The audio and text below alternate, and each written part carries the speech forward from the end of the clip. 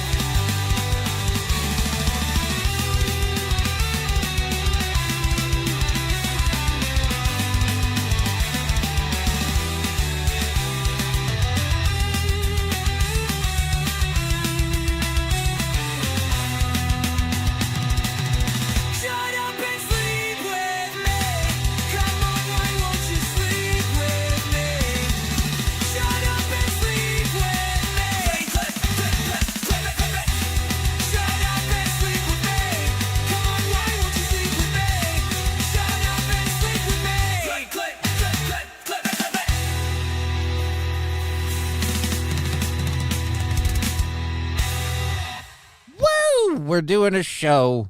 Oh, wait, is my mic too low? No, maybe I just there we go. We'll move it. I had to change the positioning. How are you doing today, my lovely Lanny? Digger. I am doing How you doing? Great. How are I've you got to doing stop. there, Johnny? It's becoming a habit that I have to stop. Mr. Q, good to see you. Balls Deep, good to see you. Bishop was in the chat earlier while we were setting up the show. I saw that. Hi, Bishop. Hope you're still hanging out, Bishop. Sorry I didn't respond when you said good afternoon, Johnny and Digger. Long story short, I didn't have quite the normal access that I do to the chat because it was halfway into launching, because that's how we do the whole before we do the show thing. This is not a show or a serious show. I don't know where we gave you the idea it was. Sorry. Since that's Tom Green. Oh.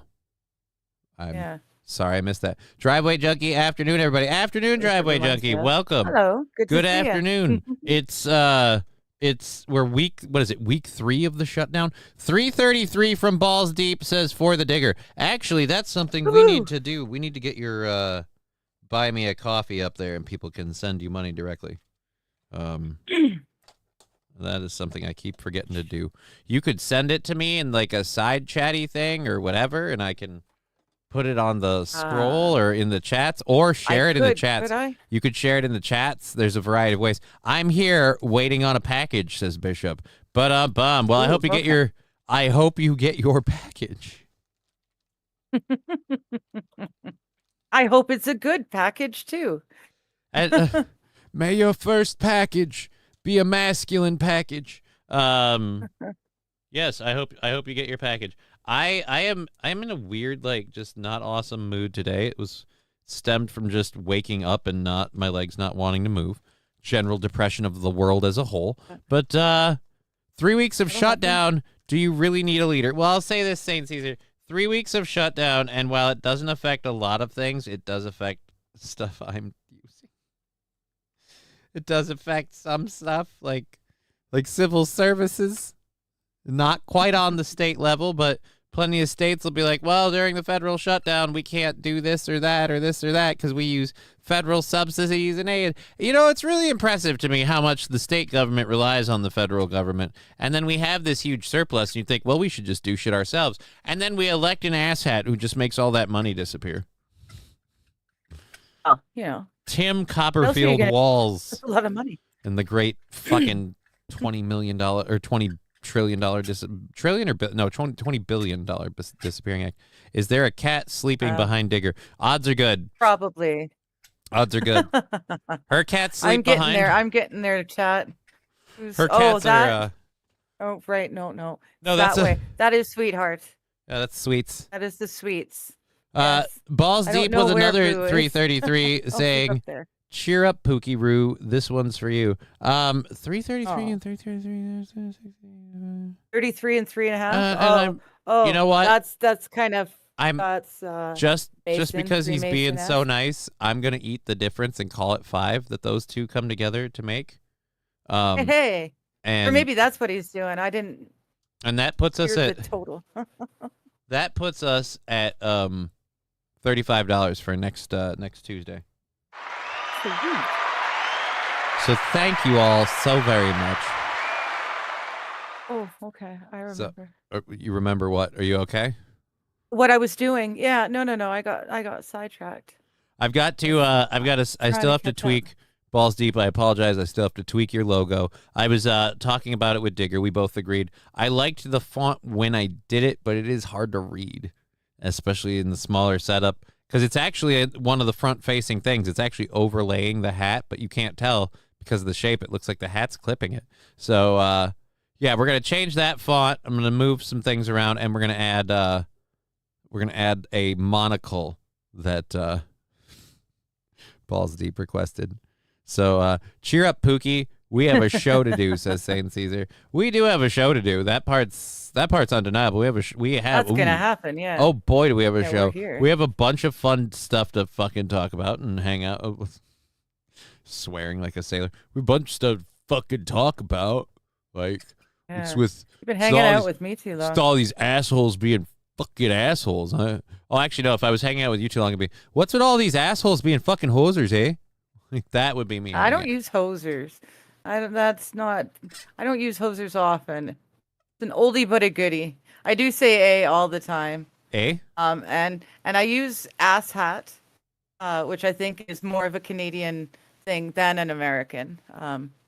Hey, I'm sure you Canadian, guys use you it gotta too, but I remember, think you it's hoser. more Canadians common here. invented hat, hey? Like you just I don't know if uh we invented it. digital ID is a scam no longer to keep migrants out of the UK. Yeah, digital ID is doing a lot more than holding the immigrants accountable. Yeah. Yeah. I Fuck have me no idea. sideways. I sent it, shared it here. Oops. No. Don't do that. Don't do that. Red I clicked Scooper on something. joining in the chat simply saying A. A, yeah. A? A, A? what are you thinking, eh? A? Yeah. I You see know what what you're that doing there, bud. You know what that I reminds see me you, of? eh? When he says, and What? good to see you also, Rusty Grammar. When he says that, Yes. like literally all I think is mine. Like if you remember I think it was Madagascar or one of those animal movies where like one of the dumb dodo races was just like mine. They were all nuts. They are literally trying to control what you spend your money on. Oh, dude, they've been trying to do that forever. Digital ID and digital existence and your finances being linked to it. It's a matter of time before like PayPal and Google Pay become like literally government owned in a way. Like not government owned, but like deals with governments with PayPal and the rest to like, nah, if they say so, they shut down your money and your ability to spend it. Well, Right now, the I'll, one benefit I'll, you have is if you can keep it in a bank, like a local bank. no. Maybe a Well, credit union, maybe well, might like be I safe, mean, but a like bank, no. no, I mean, like No. for example, like they can shut down your bank accounts and stuff. But I mean, in general, like in terms of accessing your money, it right now in the way that they have it set up, if they cut your access, like say in the U.S., if you could still go to your bank, you could still take out and withdraw money. The only way they could stop that is if they seize your bank account. I had to put my daughter's cat down a couple of weeks ago, but I'm Oh. looking to hire a professional exotic grave digger and a professional exotic cat puncher to get vengeance for making my daughter cry. Any recommendations? A couple of questions. What are you paying? And when does it need to be done by? Why am I an exotic cat puncher? Oh, Because everything's exotic with you, silly. no, it isn't. It's exotic with them. They are the ones call like I'm not here like, ooh, and it should be exotic. Like, no. The closest I get to exotic is the fact that I find Asian people beautiful. Just naturally beautiful. Like a lot in the Ew. same way a lot of what? Weirdo. I'm just teasing. The same way a lot of people are like You're like, the same "That's way a lot of people are exotic." like traditionally Norse, Scandinavian, blonde-haired, blue-eyed, like a lot of people think those women are beautiful. I feel like Japanese people as a whole or Chinese people as a whole, but a lot of Asian people have very, very natural, beautiful qualities. There's plenty of ugly ones, but that's like, I mean, it doesn't matter Doesn't that when kind of happen for all of us? It yeah, doesn't really matter. I've said this before, and I'll say it again. Ugly people, tards, and trash come in all shapes, sizes, and races. Like it doesn't matter. It doesn't matter what race you are. You can be a tard. It doesn't matter what color you are. You can be a piece of trash, a piece of garbage. And it doesn't matter Mr. Q makes a good point. what. Just be thankful it's exotic and not erotic. So it could be a lot more uncomfortable. Then King Kong Dong made it worse with Johnny's Exotic Condom Club. Like I don't feel that's helping. Oh, and Grand Poobah corrected me. Exotic condom club, like you get a different condom from a different country. No, like they have month like of the leopard year, prints or- on them. They're furry for your pleasure. Flavor profiles and yeah. Johnny, you're thinking of the seagulls from Finding Nemo. Thank you, Grand Poobah, with that information. That was bothering me. Thank you. I didn't watch much kid shows at that era. You've never seen I was Finding, between kids dude. Finding Nemo, in man. my life. There was that. I don't think I've ever seen Nemo. It's the adventure of the world's only crippled clownfish. See, I didn't know any the clownfish was crippled. He has a smaller fin. He's got a small fin and he's got a regular fin. So he's got a deformed fin. Oh, It so doesn't he's- happen. Not correcting, just helping out. Oh, I know. It's fine. You're good. I'm sorry. I'm in a bad mood. Don't worry. It has nothing to do with you. Fine. Johnny's exotic vasectomies. What would be exotic about that? Oof. Yeah, what would be exotic? I don't want to know. Never mind. No, King Kong Dong, keep it to yourself. Real talk, Suddenly my brain is perking up and I don't want to think about it. unless I'm like in the future with somebody who's like, no, I'd be open to the chance and the possibility. I'm like, yeah, vasectomy, lock that whole ammo content thing down. It's not a bad idea. Oh, thank you, Rusty. Interesting fact, says Mr. Q. Nemo is Latin for no one. So finding no one was the name of the story. Oh dear Lord, balls deep pointing out exotic vasectomy. Start the incision at the kneecap. Like, all right, look, I know the internet has a rumor that I am like, well endowed, and it may or may not be true. But let's not start. That's low. Let's not. Yeah. I'm uncomfortable. There's now. no need to cut into the leg for that. Is it? I dropped my lighter. God damn it. So, like, wait a minute. Is it like? Let's grab my leg. Is it? Does it start at the kneecap because we need that much space? Does it start at the kneecap because we need we need a good mile of fucking like again, like you do realize we're going for the vas deferens, isn't it? You know what? I don't want to think about this now. It's becoming uncomfortable. It's becoming uncomfortable. Well, I'm thinking pre-1950s for the tools. This is King Kong Dong, and I'm thinking like, what are you talking, eunuch? Because I think there were other ways to do it. There were But, like, pull for out. some reason he says 1950s, pre-1950s for the tools, and I'm suddenly thinking, yeah, we're just gonna hack the ball sack off completely and just make sure. You know what's weird about that? Like, we talk about that like that's fucked up. Like, oh my god, dude, like we're gonna cut off his balls or whatever. But we still at least you get to keep your dick. A eunuch is the opposite. I'm just curious, like, because I know for a fact that like the act of like removing the female button, shall we say? Fuck it. I know that like clitoris removal is still a big thing in certain barbaric, archaic parts of the world. Is there any part of the world where like fucking just flat out cutting a dude's dick off so he can't use it and just making a dude a eunuch? Is that still a thing anywhere?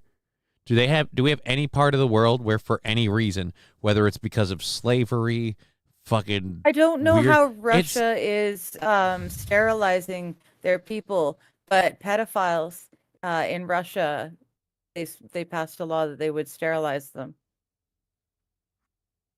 a little while ago now. see, but the problem with that Gosh. one, like I'd see where we I don't could know use how that. they would go about it though, like because they're pedophiles.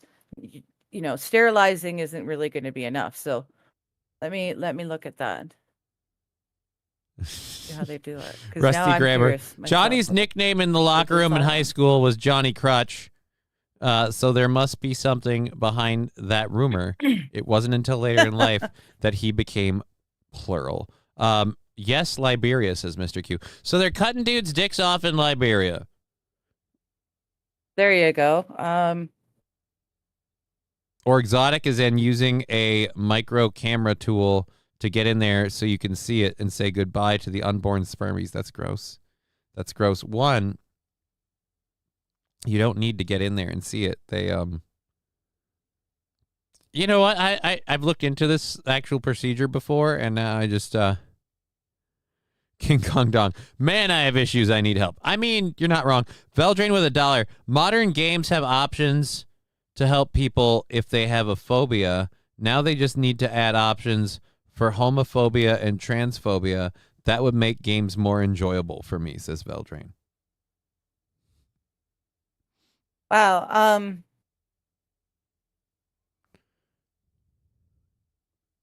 Wow, that's scary.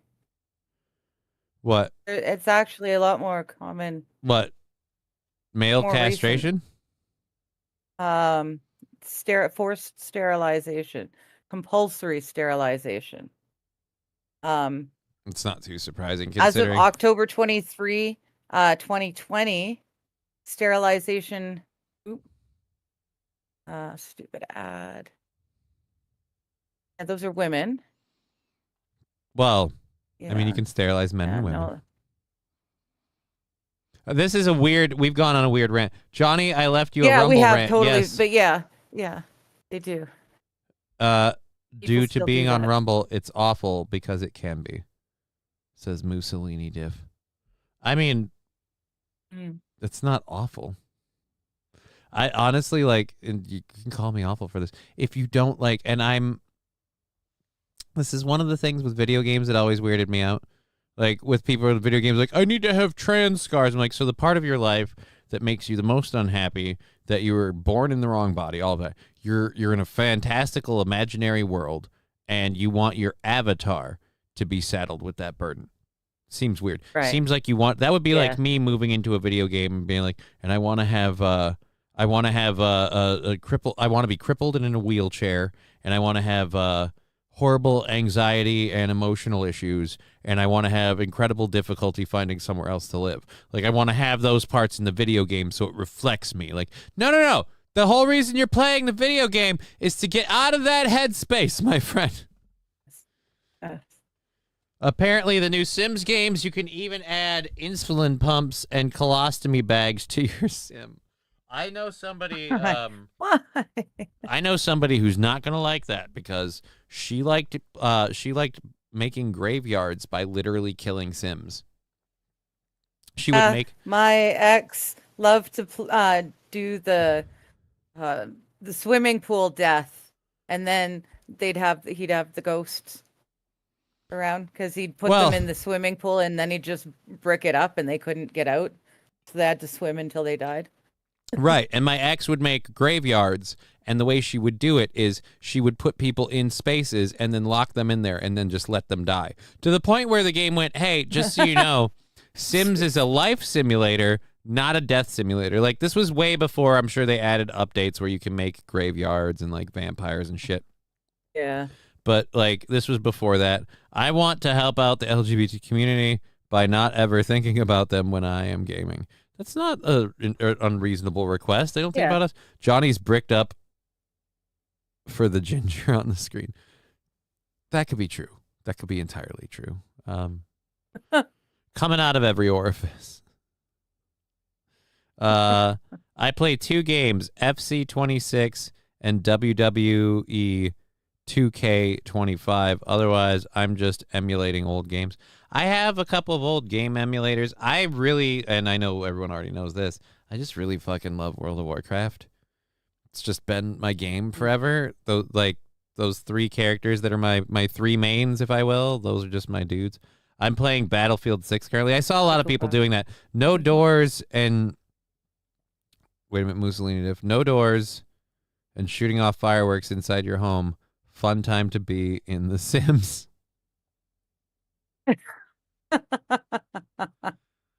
You can do that? Hey, Brian. You can just I guess you can now. I almost want to play The Sims.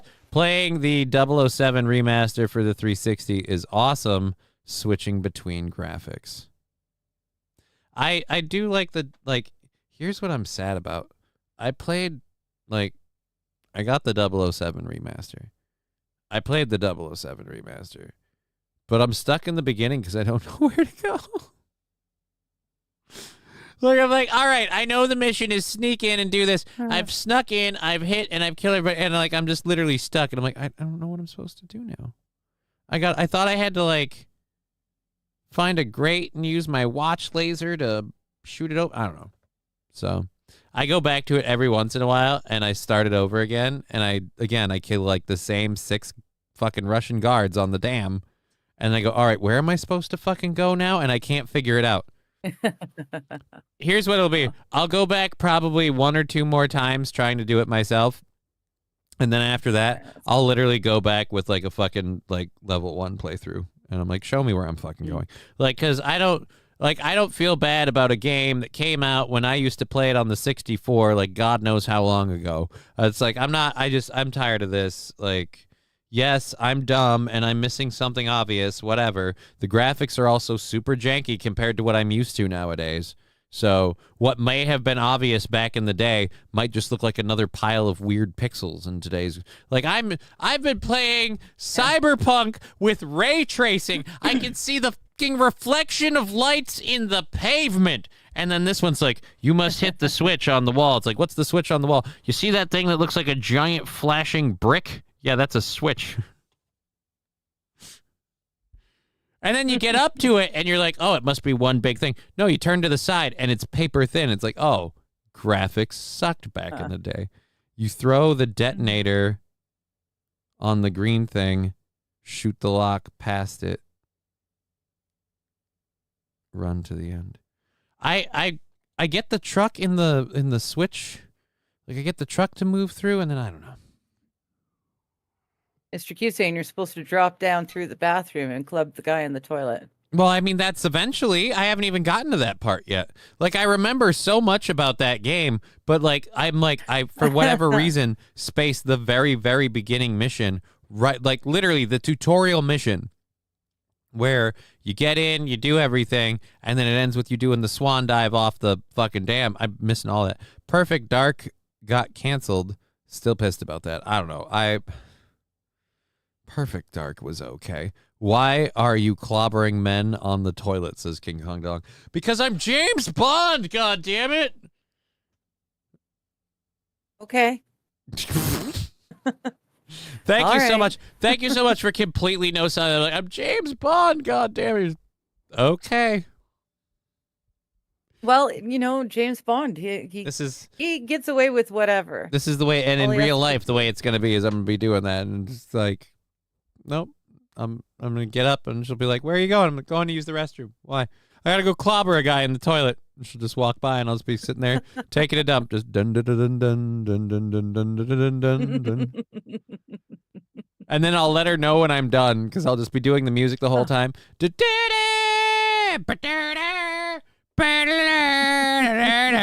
And then when I'm finished, I'll just make a weird dude got killed noise. And then she'll be like, oh, what happened? I just clobbered a guy in the toilet. That's my new lingo for taking a dump. If you're new, okay. Clobbering a guy in the toilet. Hello, Johnny, Digger, Brian, and chat. That is a very select, Hey, Fire, good to see you. very not select, very specific welcome. Welcome, sir. It's Jill Bond now, says Mr. Cute. No, I'm a guy. Johnny likes his guys God. in the bathroom shaken, not stirred. It's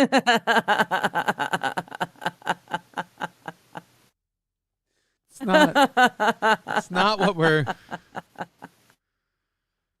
Ken, I was talking about an N64 game.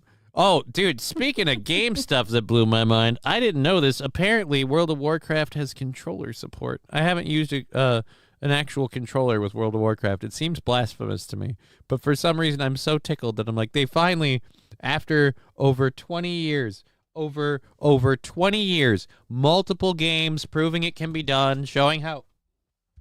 my YouTube down, showing how easy it can be and everything. After 20 years, Blizzard finally went, how about we find a way to make one of these work with it? And they did. Mm. That's just fucking star-spangled adorable. Yeah, King Kong Dog. Why not me, Fiery? Now you're going to have people pissed. Just said it as I popped in. Yeah, I know.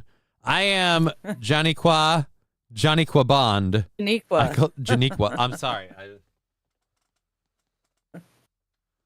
I collect the child support. Janiqua Bond. I collect child support, yes. Saint Caesar says using a controller with WoW is like using a controller for fighting games now. That analogy means nothing to me. Like using a controller, like I know exactly how the controller setup thing works. I don't know. I might give it a look eventually because I have hand issues. We'll see. But yes, WoW is awesome. I love WoW. We got that covered. We have stories and things to do. We're a half hour in. No we haven't way. even started. We haven't even started the show. I got to make sure Only I'm a not. half an hour. Nothing. Make sure I'm not missing He's not anybody even else. here yet. We've got all the chat things in there.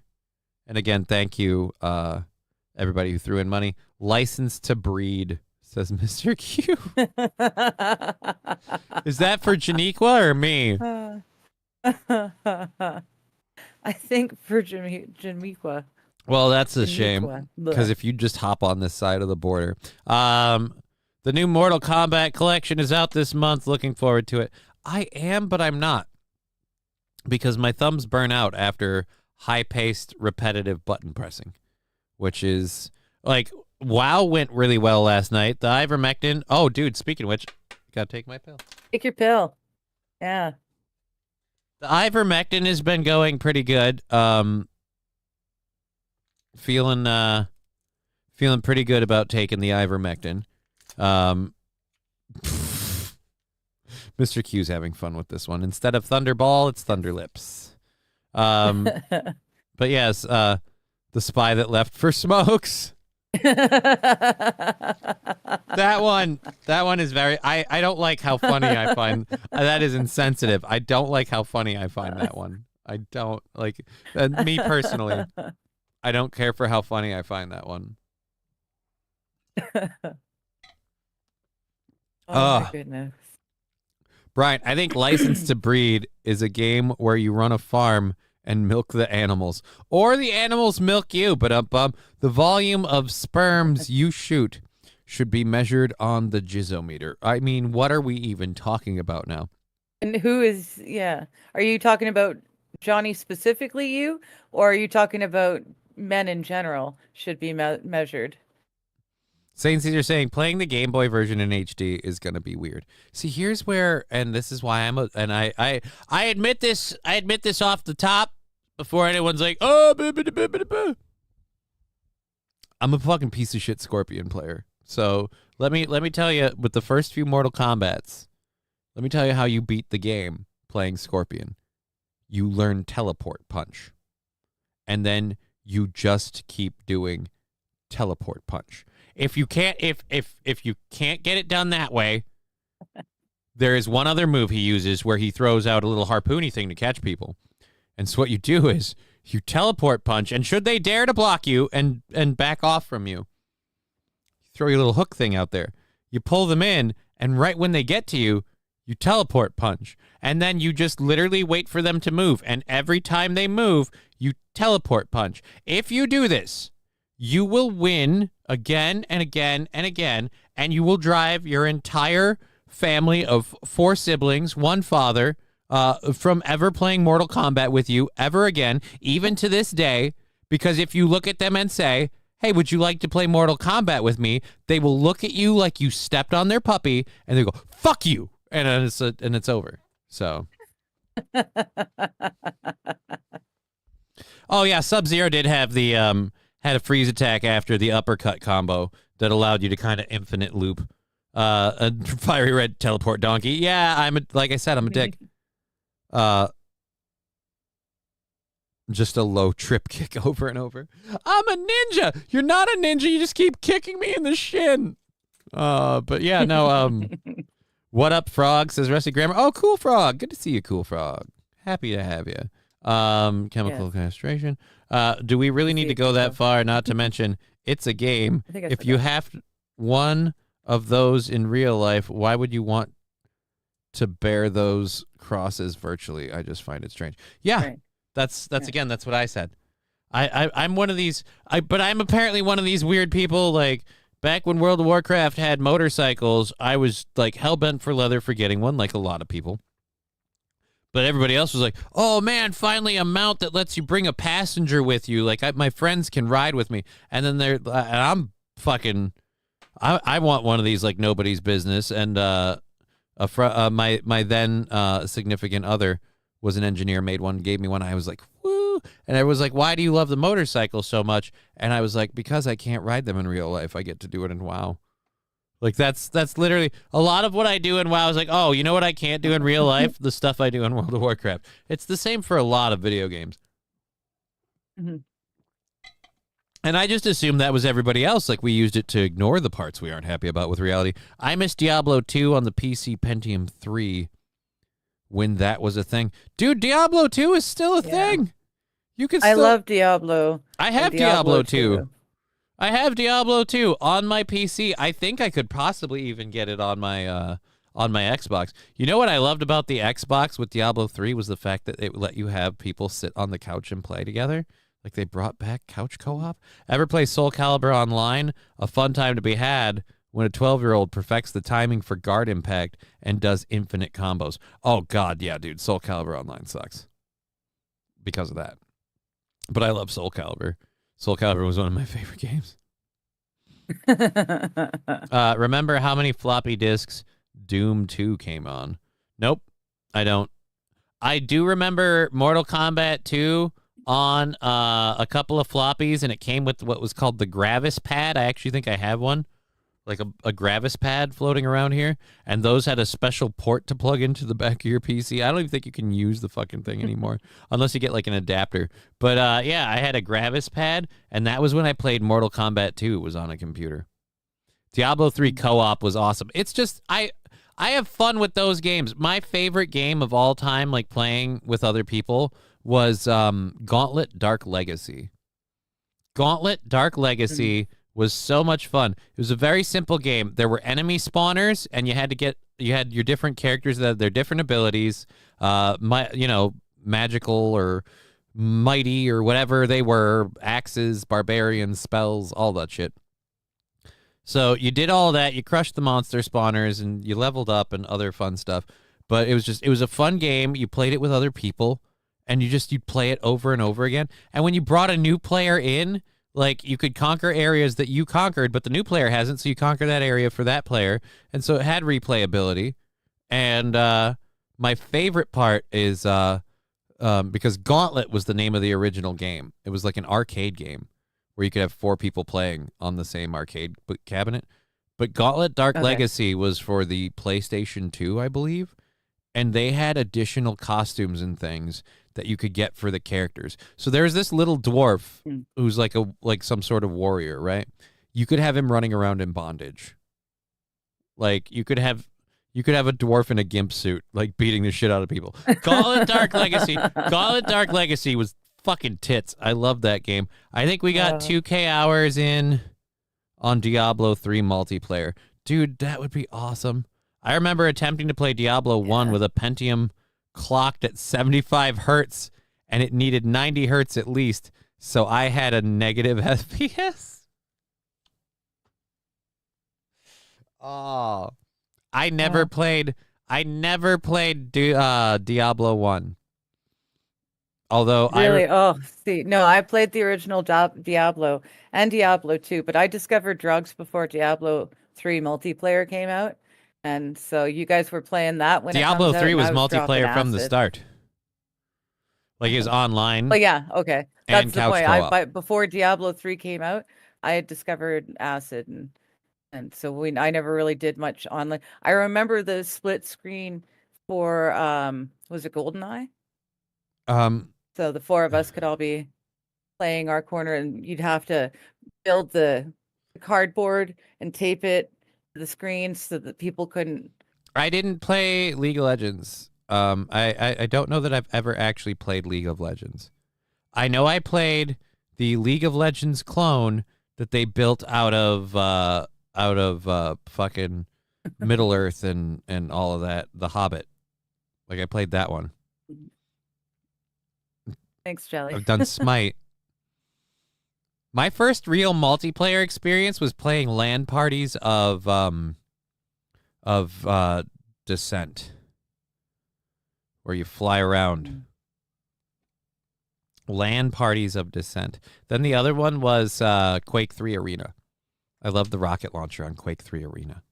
So we have that. We're doing Diablo 2 with the expansion is still a legendary game. I fucking have it. I have Diablo 2. I have the Warcraft remaster. I love both those. You just jump off the dam, don't you?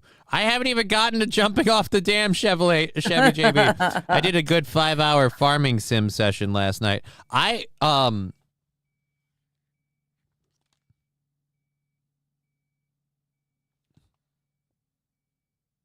Okay. Sorry, I heard a beeping and I had to know where it was coming from. I was like, okay, so either something in my computer is about to explode or somebody up outside has a backup beeper. It's the second one. Land Counter-Strike, Wild. How you Final doing? Fantasy 11.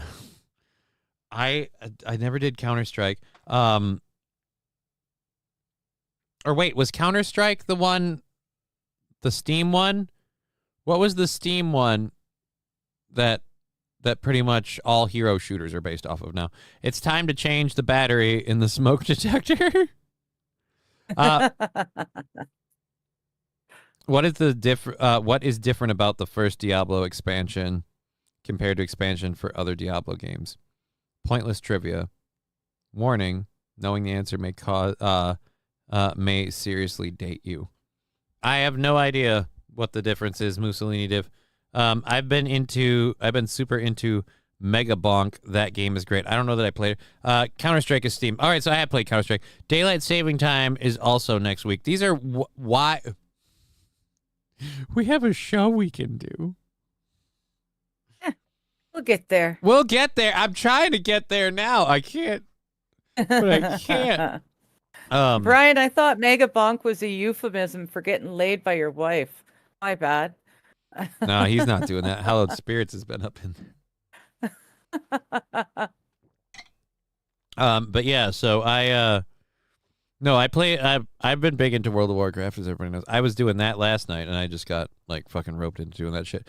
Chat is the captain now, says Fire Red Pie. It kind of feels that way. Mussolini saying Diablo Hellfire was the only Diablo expansion that was not made by Blizzard. I did not know that. I did not. You know what? I did not know that. Here, I have a sound drop for you. The only Diablo 1, the only expansion not made by Blizzard.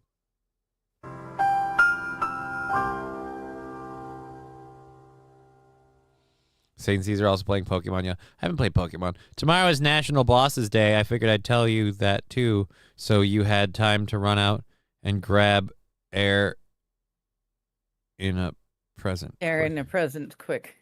No. Aaron. I By mean, next week, I'll be in jail with Aaron. Uh-oh. I thought Aaron wasn't even sure when he's going to be in jail yet. I don't know. He knows he was going in this weekend or something, I thought. At some But he point, still I doesn't guess. know if he's doing it all or doing just weekends or... Today is National Mushroom Day. Well, Bowls Deep, there's a whole story we've got talking about mushrooms. Oh, dude, I've got a mushroom how story. fitting. That's so fitting. Yeah, All right, so how fitting. we're definitely ending the show on the mushroom story since it's National Mushroom Day. All Like we right. have to do that. Good. Thank you, Balls Deep, for that information. That's awesome. I am so grateful. We do have like an actual show we can do. Let's see. We have a couple of different things we can talk about. Let's not do the Florida mom and dad ditching their kid yet, because we've been talking for quite a bit. Let's start with a video. So we'll start with this one. This is 19 hours ago out of, I think, Atlanta.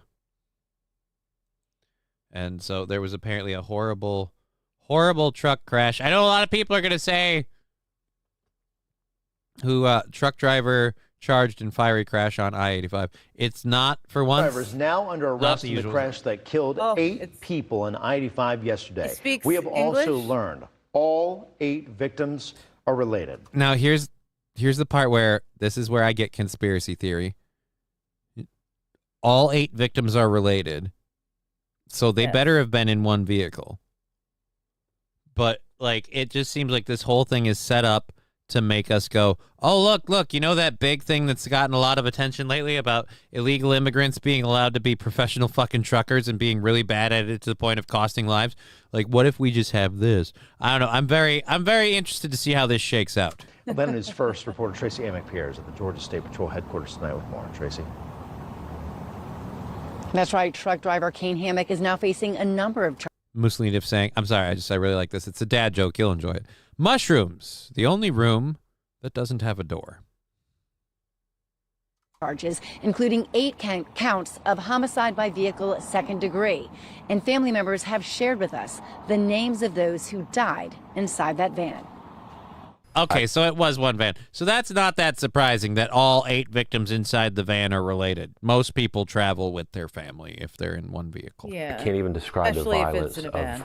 of the impact. And it was so unexpected. I never saw it in my mirrors or anything. Mike Rulin was in one of the 6 vehicles in the crash on I-80. This is where I got This is where I got hung up on this. 6 vehicles in the crash. All the victims knew each other. 5 northbound in Jackson County Monday afternoon, where police say a truck driver following too closely hit a van, causing a chain reaction and killing all those inside the van. Family members of the victims have shared with us the names of those who died. They tell us in the van were Kenia Ramirez and Darwin Ventura, who lived together, their daughter Kaylee, and a baby on the way. Also in the van was Kenia's mother, Sonia, and Kenia's 4 siblings, Justin, Andy, Natalie, and Evan. Rulin sharing that the crash was violent and the van was not even recognizable. It was definitely carnage.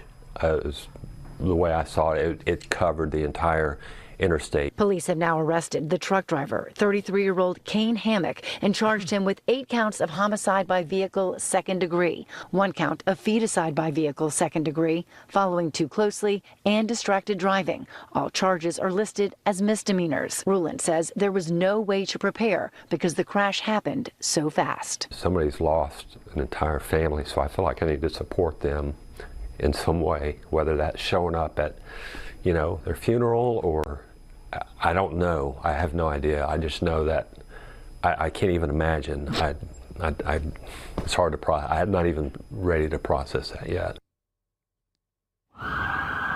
Now, both the Georgia State Patrol and the National Transportation Safety Board are investigating this crash. Why would Mussolini Reporting live from GSB headquarters, I'm My Tracy family Amick died here in a at van Atlanta News down First. by the river. See, you're just I driving do on the all road, and my family died in a van down by the river. Yeah, that's funny. Yes. That's very Biting good. my lip, trying not to laugh at that. Like poor guys crying. Mussolini, please don't tell me that they were all illegal immigrants. That's so sad. I don't know that they were illegal immigrants. Like I said, the story got shared to me saying like 6 vehicles involved in a crash and then entire family slaughtered. And I'm like, okay, so wait a minute. So like your family moved, like that's why I wanted to, like that's why I watched it with you guys live on here. I'm like, I don't I'll read into some stories and some stuff, but I don't like research it. The idea is that we all experience it together. Aaron's We all learn is together. going to be oh, Oh, well, the important part is Rusty Grammar's. It's short term. That guy looks so 7.5 sane. days. That's annulment territory. You don't Like even the have to worry highway is about... the same as GTA 5 game kind of game. Oh, no. Aaron said you need a job. Okay. You didn't tell that to me. He could always pay me more. Does he want to pay me more?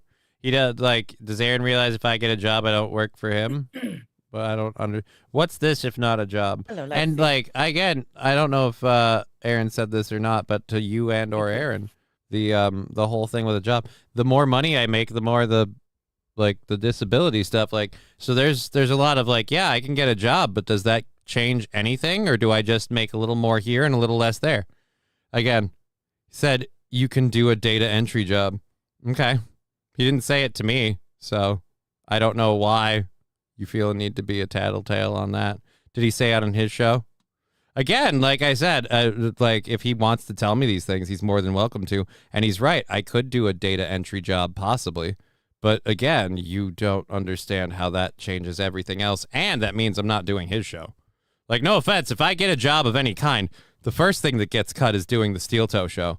And then we cut back the hours here based on the job and everything. Johnny, you seriously need to get a real job. Seriously, a podcaster who begs for money online told you that you need one. Lexi asking, Kyle, just curious, why do you care? Oh, because Kyle likes being a tattletale. Kyle is one of those people that's addicted to being a hall monitor, so he comes in here all the time to rush in and report what someone else said, and half the time what someone else said is out of context, so I've learned to not give a shit. But everybody likes saying, did you see Kyle? So we've always just kind of been like, he provides content as much as distraction. Correction, he didn't say Johnny needs a job. He said he could do a data entry job on his show if he really wanted to do it. So was Aaron allowing Johnny to do I just don't know data why. entry while he's live on the show with them? Oh, God, no. That seems kind of weird. Oh, no. Aaron would totally, because data entry means I'm getting information and I'm not paying any attention to him. Like, again, like I said, I don't know. This is one of those where it's I'm just being silly. I've learned, you know what? I admit that I'm stupid because we all know this. But I've learned time and time again, Aaron said this. I'm like, did he say it to me? No? Then I don't give a shit. Like, I literally don't give a shit. Mostly because even if I did, and I'll admit, people have gotten me before, and I've given a shit. If I did give a shit, and I contacted him after the show, you said this, he'd be like, wait a minute, I said what? When did I say it? And he'll either not admit to it or not know what he said. And it's not like it's an act. He'll just not remember. He was just going off the handle with other people at the time. Again, like I said, until he actually says it to me, like until he's like, hey, dude, look, you need to go get a job. You are having a lot of issues and a lot of troubles, and you need to get a real job. Like, okay, fine. But if he does say that to me, my first response to him is, right, I'll work on that, but you do realize the first thing that comes with that is me telling you I'm not working for you. So.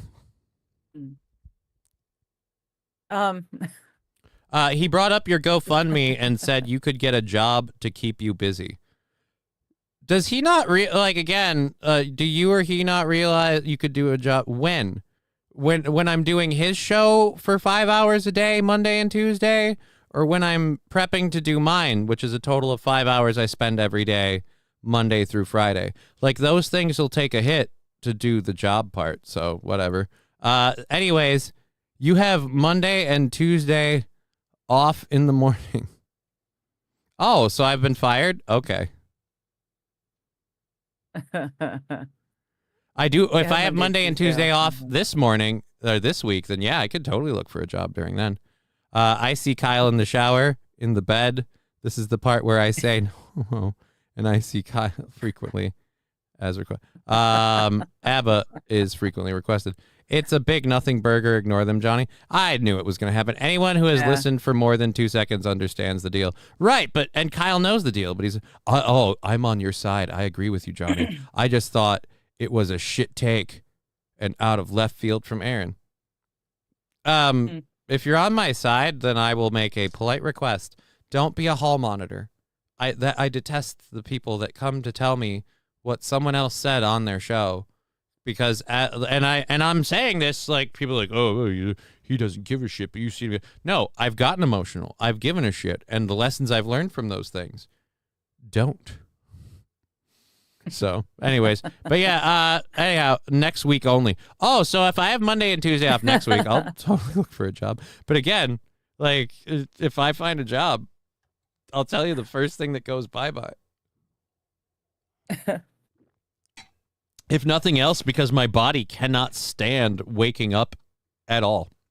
It doesn't matter the time. It's like I need a long cool down time in the morning to get those body parts moving. Johnny, I don't have a show, but me and Nikki were talking mad shit about you the other last night. I know, Mr. Q.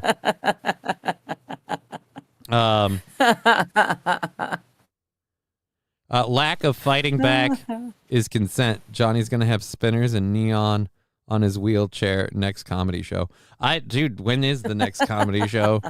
If I'm finding another job, I might not have time to do a comedy show. I'll tell you that. It might be busy. Like, that's the other fun part. Like, oh, you need to find a job. Well, don't we make money here? Don't we make money? Like, so I'm supposed to make more money somewhere else. Like, where am I squeezing that in? And I'm supposed any to more keep... money you make elsewhere comes out of what you get for at this point, aid each month. So you're not working more is not going to help you anymore. It's not going to get you ahead. They're just going to there's legit room to squeeze a couple, maybe a couple, like, and I don't mean like over 5, but like a couple $100 if I got a job. But it would be again, it'd be a couple $100 if I got a job, but it would be replacing what I make somewhere else and at some other time. And and look, I get that his show is bigger or whatever. If it comes down to giving up doing one of the shows to have a job, I'll tell you which show goes first. If Johnny works at the strip club, he may get some head. I'm never going back to the strip club. The strip club job is too hard on me for travel. Like, before we even get to the fact that I don't like sitting up until like fucking 4 a.m. and it's just a lot of hassle. Is the strip club job way too far of a drive? If I'm getting any work, it'd be from home. I still have my free drink coupon for the Silly Beaver place. Do another comedy show there. I didn't. The Silly Beaver thing was Jonah Maddox's, and then he gave it to Matt Doima, and I don't know if it's even still going. Or I don't know if he gave it to Matt Doima or had Matt Doima running it. But yeah, I don't even know if Silly Beaver's still a thing. That was a fun night. It was a great time. I enjoyed doing comedy. I wish I was still doing it. In fact, in a perfect world, did you work at the strip club that gives you $2 bills? Yes, I did. Yes, I did. $2 bills. Yeah, there's I don't know about how, I can't say with any certainty how many strip clubs do this, but I can say that the people I worked with at the strip club I worked with insisted it was a common practice. With $2 bills, because if someone gives you a 20 and they want to sit on the rail to, like, you know, see the girls dancing, and they need to keep feeding money on the rail or the girls don't dance. Right. Well, if you give them $20 and they give you 21s, you can sit and just file those ones. If you have twos, you have half as much money. So you just have to go further now. And like $2 bills are still in circulation, but nobody uses them. So it's a very easy way to keep people from counterfeiting your currency, because that, like, they'd have to go and make a fake $2 bill, and that wouldn't really work out, because you kind of know when you're paying people, if you're the source of the money and you're giving, like, the ATM only shoots out 20s, you only shoot out $2 bills. If someone just comes in with a wad of $2 bills, now you have a reason to be suspicious. But yeah, I don't know. $2 goes hard when breaking change. 2468. Who do we appreciate? I have no idea. I saw Matt Doima a few weeks ago. He's funny. Matt Doima's very funny. Matt Doima has a great bit about federal employees watching you and OnlyFans, and it's just and it's an awesome bit, and I fucking love it. Every time I've seen him perform, when he does that bit, I'm always laughing my balls off, even though I know it and I know the bit. It's funny.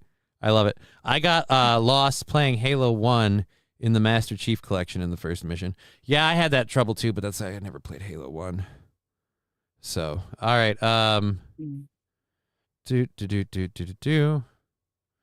right. Wild is saying, so the strippers don't favor silver dollars. Well, I would think silver dollars would start to weigh down the panties rather quickly. Yeah, no. Thereby cutting the show short. A lot of them want the paper because they can. A lot of them have ways to stuff panties. the bills. Like some of them wear stockings and things. Still waiting on Johnny's Only Futon webpage. I don't think that'll ever happen. I really don't think that'll ever happen. Johnny, we think there's still time to get you into the Young Executive Program at Bloomingdale's.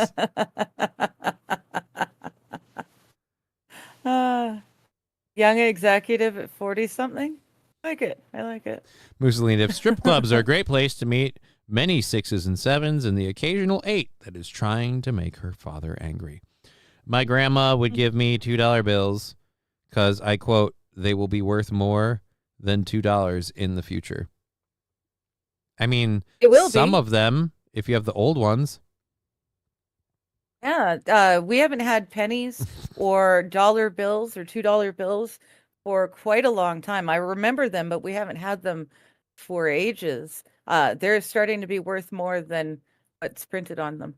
Minnesota strippers hold the funds in their fupa. Oh.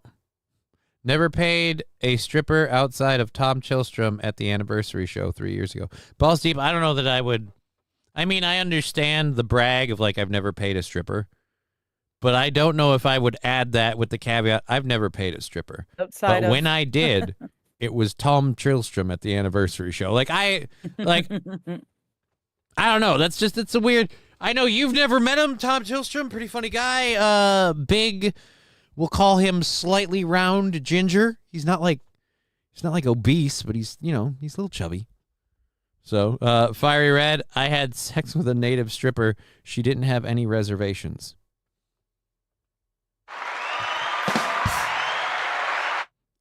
That was more than it was worth, but hey, fuck it. It was worth the $4. Well, hey, at least you got your money's worth. That's the only important part. I've been to a strip club before. My wife liked it more than I did. Women, and this is the part that I was shocked to learn, women have more fun at a strip club. The only way guys have fun at a strip club is if they're there as a group of guys and everybody is everybody's like, yo, we're going to get Tom. He's getting married. We want to get him beat up. We want to do this. Yeah, woo. Like, that's when they have fun and everything else. Like, chicks go, and the strippers have more fun with the chicks than the dudes. But the ladies go and just, like, ladies go and they just have fun. Like, guys, it has to be a party. And then the thing I hate the most, like, about being a strip club DJ when I was, the thing I hated the most is, like, when you're there and there's, like, 1 or 2 people, it's, like late in the evening or early in the evening, whatever, before things really heat up. Sitting on opposite sides of Guiney Row. Well, just not even on opposite sides, just at odd, whatever angles, nowhere near each other, and both of them are just silent. Like, they're studying the women like they're going to be on a test later. Like, all right, now, do you remember how many inches above her knee was her birthmark? Like, I just don't. It's gross. It's gross. Sniffers Row. We always kind of called it Guiney Row, but I like Sniffers Row. Dude, Sniffers Row reminds me. Especially when you say it's where all the pricks hang out, because my head visually suddenly sees a whole raft of pricks hanging out. The best joke, about the pandemic and the most fucking eye-opening moment I ever had was when I was DJing at the strip club during the pandemic, and strip clubs were allowed to be open. Oh yeah. All the other bars, stuff. strip clubs, liquor stores, totally safe. Right. COVID wouldn't enter those places. Well, this is the funny part. Masks. God forbid he goes to the church, though. Masks were still in effect. You had to wear masks. We don't want it spreading. Wear a mask. So you had people, including strippers, who were going in some cases full nude. You had strippers wearing masks. They had masks that matched their costumes and everything. And one lady said it best to one of the dudes when he said, "It's a shame you're wearing that mask. I bet you have it's a shame you're wearing that mask. I'm curious about like what your face looks like." And she said, "Yeah, but that's the rules in Minnesota. I can show you my asshole, but heaven forbid you see me smile." And that's where I was like, wait a minute. And it was like, it wasn't like he had to be 6 feet away. And this was the other part that's weirding me out. They put rules in like the strip clubs that you couldn't have people like shoulder to shoulder on Sniffers Row. I'm sorry. It's going to be Sniffers Row now for me too. So you had, you had spaces because we can't have the customers getting too close together lest they get sick. We've got a lady not wearing any clothes going up and down on a pole like a freaking mute. Yeah. What? I just watched Tegra jump up to a shelf in my bedroom. Okay. I have difficulty moving, as you know, so I have a remote to turn off all the lights. Yes. So for me going to bed, I just get into my bedroom and I just turn off. Mm-hmm.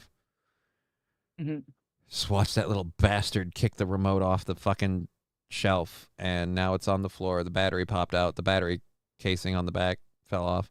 So it's like I'm gonna have to climb on the floor and grab all that. I looked over, and it's like, boop, and it just fell apart. And I'm like, oh, for fuck's sake! And it's for. Damn it, cats. Damn it. Well, yeah, dude. Damn it, cats. Damn it, cats. Every time they're lucky they're so fuzzy and cute. As by gosh, Sweets loves to push things off the table. She's one of those. I've never had a cat who enjoyed pushing things off the table in front of you so thoroughly. Why am I on Twitch? Yeah, I've Tegra's that cat. Tegra's that. Oh, it's up here? No. Yeah. There it is. It's on the floor. Yeah. So Tegra's that cat. Like it down there. This Thank is you. Hey, mention her and she appears. I guess she's done.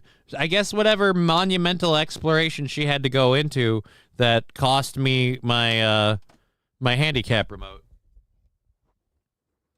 I guess that's over now.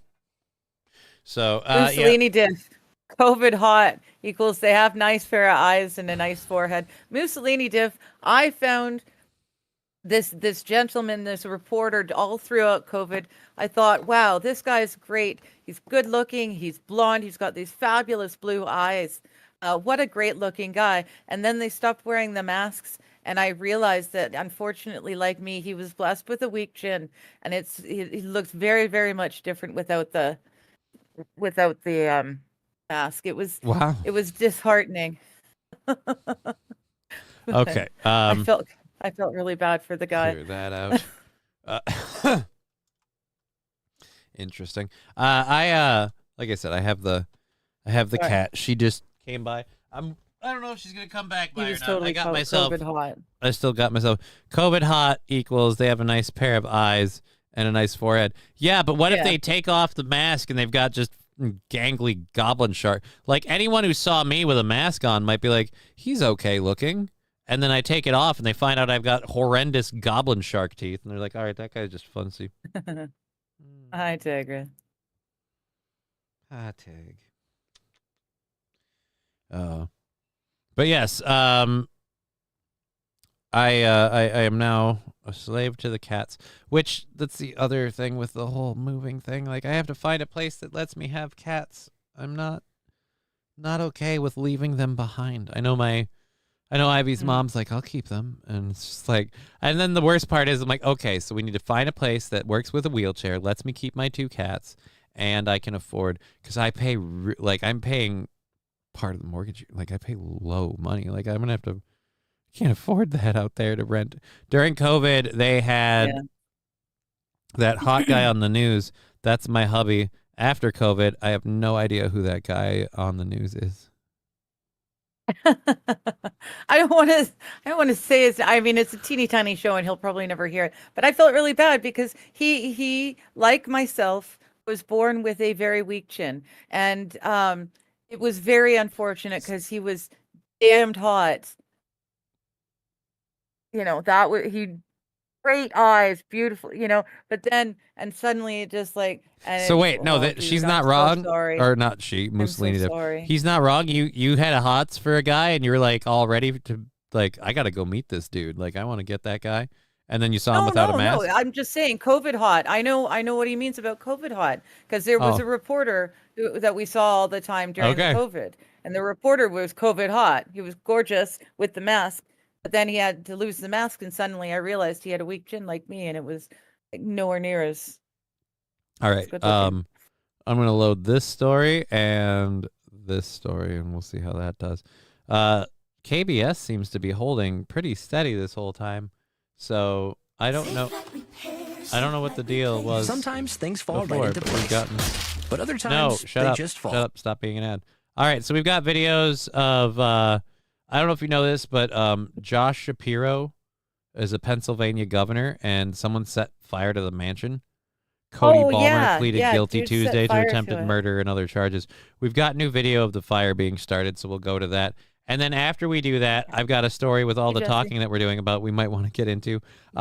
Ireland has to fix Molly Malone's statue.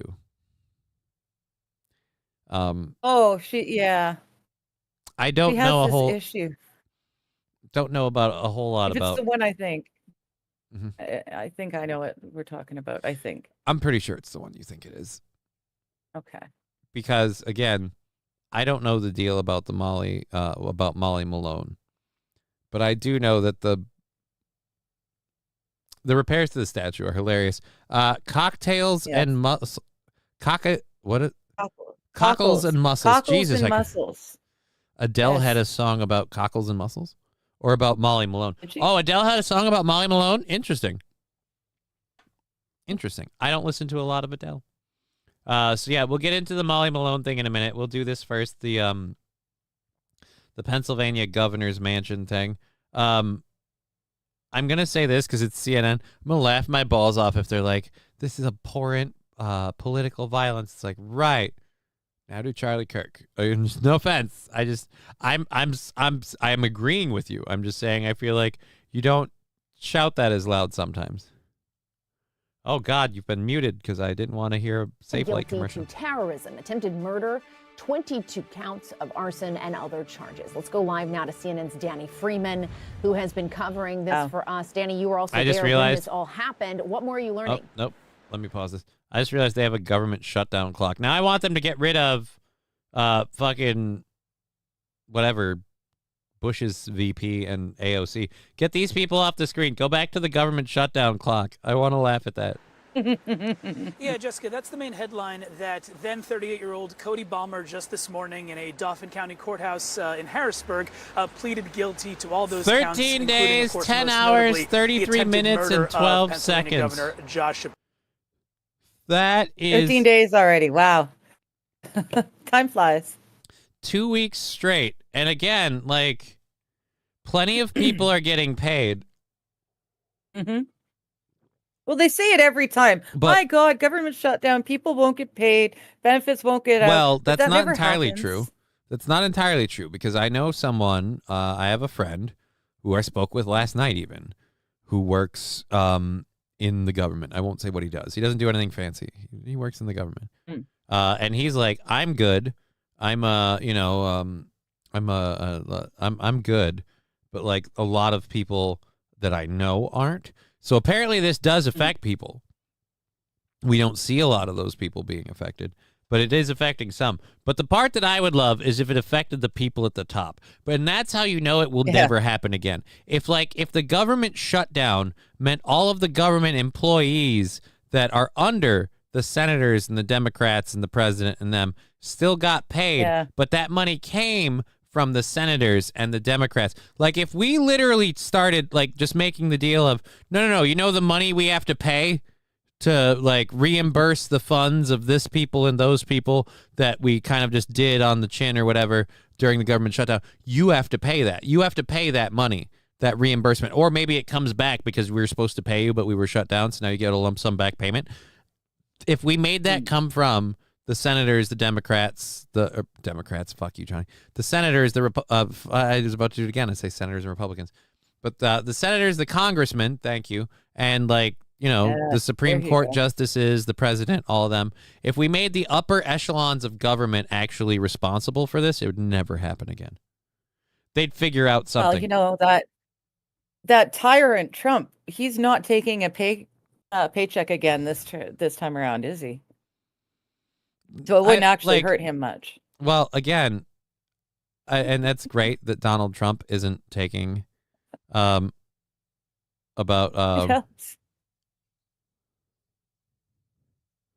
Oh, dude, yeah, Kyle, I agree with you 100%. We're going to get to that in a minute. But the study to determine how a cat reacts to a pride flag or a MAGA hat has been halted. Yes, it is hate speech to say it is a cat. Who cares? Wait a minute, what? So, cats don't react well to pride flags or MAGA hats? Who gives a shit? That's hate speech. I think that's the point he's making. Yeah, I know. I think that I'm not saying it's not. I'm just. It happens every year since It's happened every year since 1997. The only people fucked are the morons too stupid to plan for an expected gap in pay. They get back pay. Right. Stop feeling bad for idiots. I'm not feeling super bad. Thank you, Lexi. I'm not feeling. It happens all the time. I'm not feeling super duper bad for them. I'm still laughing at the government being shut down. And I'm simply saying I want the people in the upper echelons because again, none of them are suffering for this. Like you said, Trump's not taking a pay this time around. Yeah, he doesn't need the money. But he's getting other deals done and reimbursed in other ways. The same way that Nancy Pelosi doesn't need her salary. She's got her insider trading to make all her money. It's just, I mean, Trump is connected with people making a boatload of money off his crypto bullshit and stock shorting. Yeah, I guess. Yeah, but they all do that. Again, it's not new. But like I said, it's because they have those revenue streams that Trump can be like, you know what? I'm going to turn down my presidential salary. So, I don't know anyone else who's done that. In fairness, no, I don't know anyone else who's done that. But again, it's not like it's a big deal. It would be a bigger deal if it was someone like Barack Obama or someone who was like a career politician that didn't have as much. Like Donald Trump's got a whole Donald Trump brand bringing in money behind him, like kind of job. Yeah. Like if it's someone who's in this job and that's their only job, then it's a little different. But again, like I said, when you get up that high, you can just start doing your insider trading. That's totally not illegal. Massive Trump golf course is Qatar, or however you spell that country. In Qatar. In Qatar? Qatar, yeah. I love he's the doing people. A new golf course there. I love the people that did that. He's putting up a... Well, go ahead. Oh, sorry. He's putting up a presidential library too, apparently. And now they're upset with where he's going to put it. Hey, a whole bunch of black people are upset with Barack Obama about the same thing.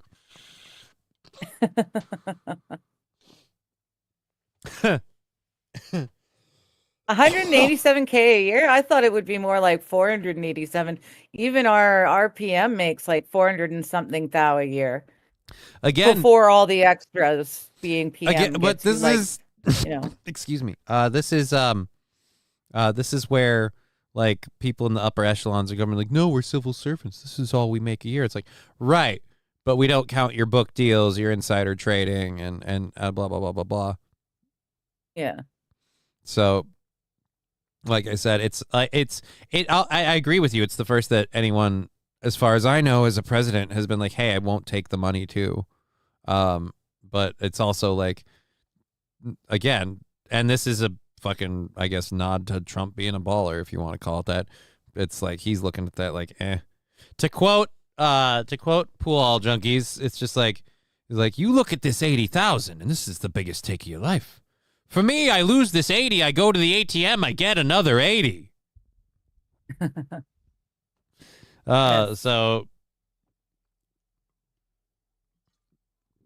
Oh my goodness. Anyhow, I'm sorry, I just enjoy that. But no, I don't feel like, oh my God, super bad for the shutdown people and stuff like that. They will get reimbursed. But I feel bad that the lower level plebs of the government are the only ones that will feel the pinch of this, and the upper level assholes that made it happen won't affect them at all. Mm. But the repercussions will probably affect the rest of us. Bureau. Now, just to set the stage, Jessica, this all dates back to early April. It was the first night of Passover, where prosecutors and police say that I don't Balmer, care. Just get me to the governor's residence and started throwing makeshift Molotov cocktails. Yeah, I want the video of just how this attack unfolded.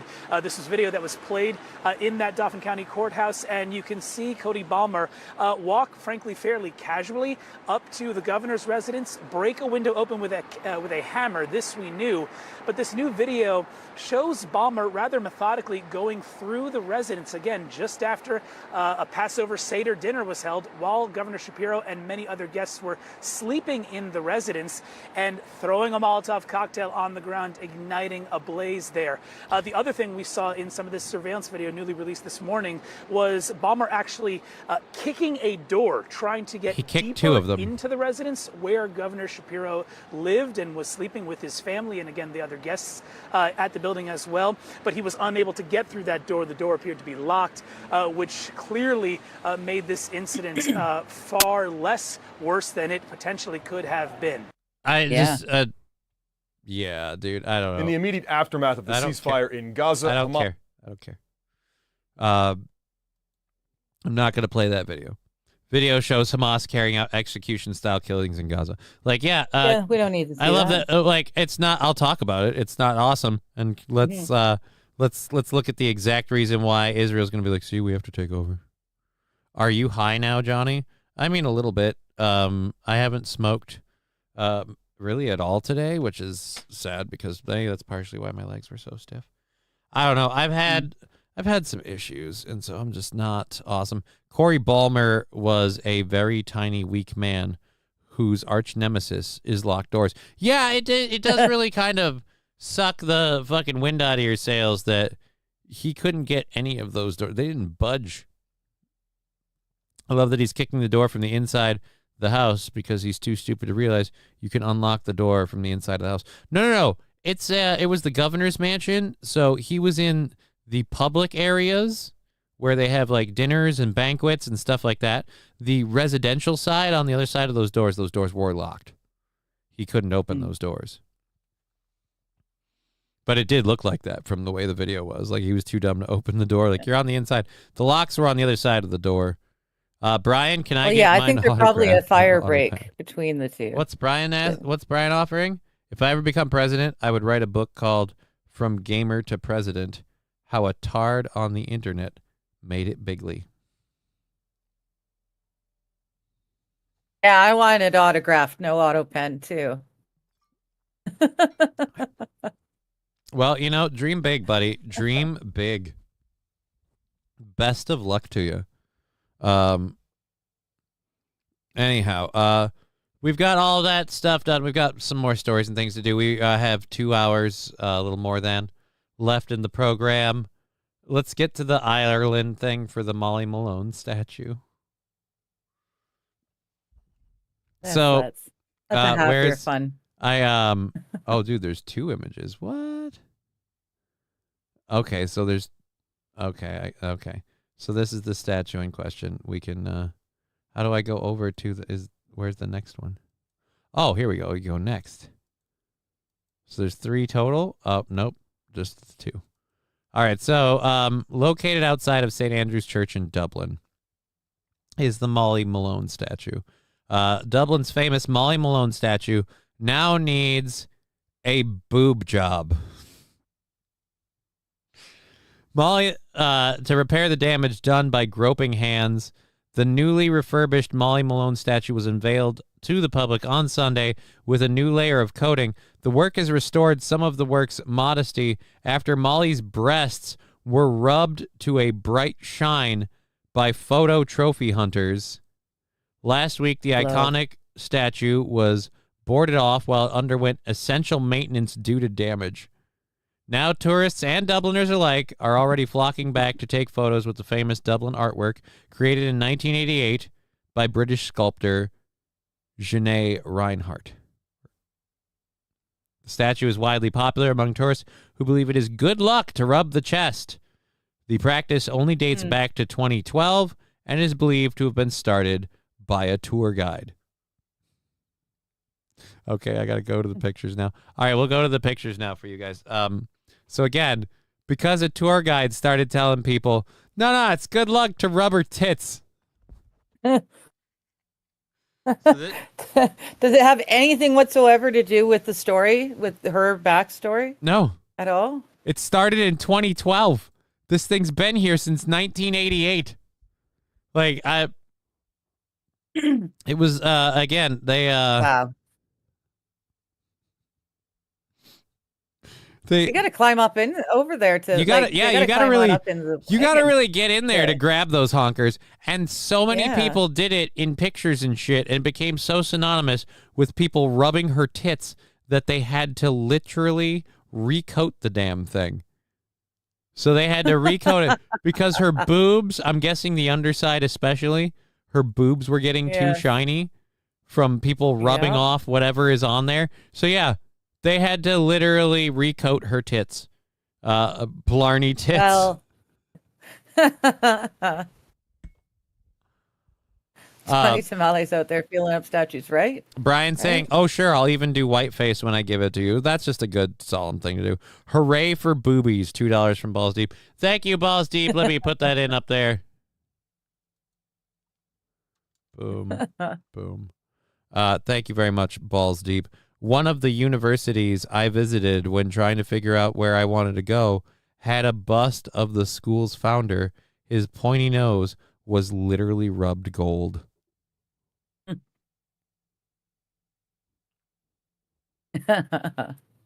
So at least it's not like it's just the tits. That makes me feel better. It's not just that it was her tits. It was also people. Like they would have rubbed anything. They would have rubbed people anything. That couldn't help themselves. They will be rubbing things. There's nothing we can do. They would have rubbed anything they could get their the same pair of tits, hands at least on. It's easy to repair. This time it was her tits. I don't know. It it gets weird for me there. It gets a little weird for me there on that one. But yes, so they fixed it. Great. I gotta say this: her new tits look incredible. The founder was incredibly Jewish. Then how do you know they rubbed his nose gold and it wasn't just meant to be that way? Sorry, that was a mean joke.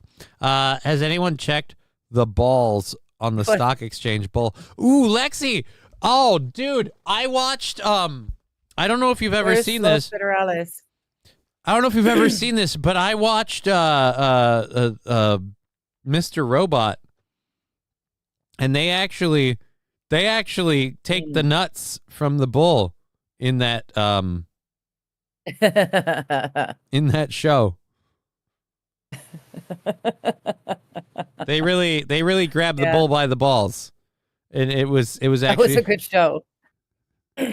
I love that. That's completely unrelated. I wasn't thinking about it at all. And in a minute, I look over. Oh, yeah, dude. Has anyone checked on the balls on the stock exchange bull? I honestly, if anyone ever takes it, I won't view it as a form of public protest or whatever. Like, no.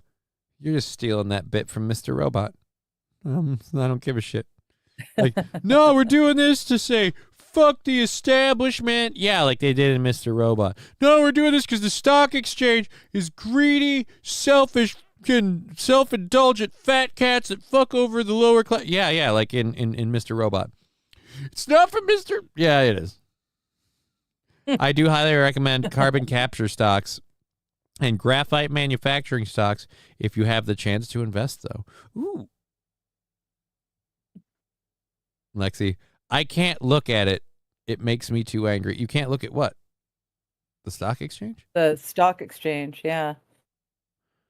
Something happened to the Molly Malone statue. Molly Malone. No, he says the same thing happened. Oh, the same thing happened. Moses Malone statue. Oh, is a Malone statue like a type of statue? What I think he's being a smartass. What did they do to Moses? Did they part his seas? What did they All right. We have 2 hours left in the program. I have 3 hours left in the first hour of stories, so we'll go to this one. All right. Because I had it before, and I was curious about your thoughts on this. I don't think there's any videos, so I'll just kind of read us through it here. Florida parents left a boy who was 16 by the side of the road with a bag of guns and told him to fend for himself, according to police. I may open image in new tab. I'll do this though. This is our these as far as I know, these are our suspected parents. Lovely. I don't know why you would give him a bag of guns. I feel like you give him a couple of guns and some ammo, but like why all the guns? They arrested a Florida couple who dropped off their child on the side of the road with a sack of guns and said, "You're on your own." Oh my God, somebody made a really horrible Twitter response to the story. This is called a Florida quinceañero. The boy is not allowed to come home until he has grown a mullet and bagged a gator.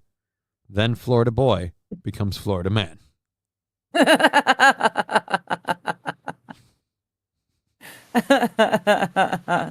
That is very good. Gotta go full John Wick style. Dude, I applaud the parents' great King Kong dog. I applaud the parents' great parenting tool. Mr. Q, at least they gave him a gun. Brian, was he black? No. And then Brian, oh no, Cholo. Yeah, I love the important part is like, no, we didn't see this as a white person thing. That's because the white guys, like, white parents wouldn't want to give up their guns. They'll teach the kid to use the guns. They'll teach the kid to fend for themselves. Then he's got to go and get his own. But then you got to go get your own goddamn job and go buy your own guns. Source your own guns. I mean, I'll help you go buy guns, but you got to buy your own guns. Like, they'll encourage the kid living on their own. By God, fucking fend for yourself, but I'm not giving you my guns. You know how much money I spent on those? Red Scoper's asking a good question. Were they messed out? That's what I'm wondering. Why? Why did they drop all of the weapons and their son on the corner? Like, what's the backstory? There must be more to it. And it sounds like it could be a very entertaining story. We're going to find out because I didn't want to know. White parents would have dropped him off at school. Right, Brian. You're right. That's exactly it. I'd like to say this on behalf of white people. Plenty of us are just as trash as these people. Like, I'll say this. You have a higher statistical probability of the white parents dropping the children off at school, but this isn't entirely out of the realm. Maybe not. Again, like I said, the part where I don't see white parents, sack full of guns. I could see them giving him a gun and some ammo, but not a sack full. Parents of Bradley Leon Guerrero Santos. Can we bring that down? That's the parent's name. That's the dad's name. He's 36. And Rosanella Mendelalo Borgia, 35, are facing child neglect charges. Borgia. Police in Northport, a city near Sarasota, received a 911 call on the evening of October 1st about a suspicious male who was walking south on the northbound side of Interstate 75. The police rolled up on the teen who identified his parents. He then told the cops he came home from school when his parents told him they were going to, quote, take a trip that afternoon. After he walked the family dog, he saw them frantically throwing clothes into 2 duffel bags before rushing him and his 8-year-old sibling into the car. Oh, no. What happened to the 8-year-old? What happened to the 8-year-old? The other one. Once the teenager was told that their destination was either Guam or Idaho, he said he didn't want to go, police said. Idaho or so Guam? They kicked him out. Weird. They didn't sit well with the teen, so his parents decided if he didn't want to come with them, he didn't have to.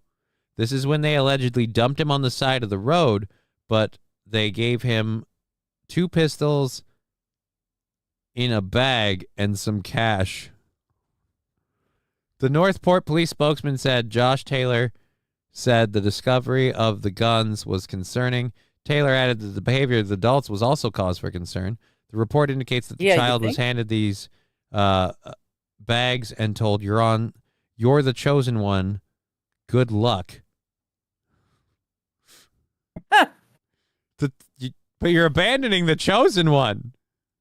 Guys, I don't... He has to prove himself. I think he is, but he has to prove himself. He needs to be able to survive with a couple of guns and a wad of cash. The 16-year-old must survive. That's gross, Mr. Q. They sold the 8-year-old, still worth money at that age. That's messed up. That's true.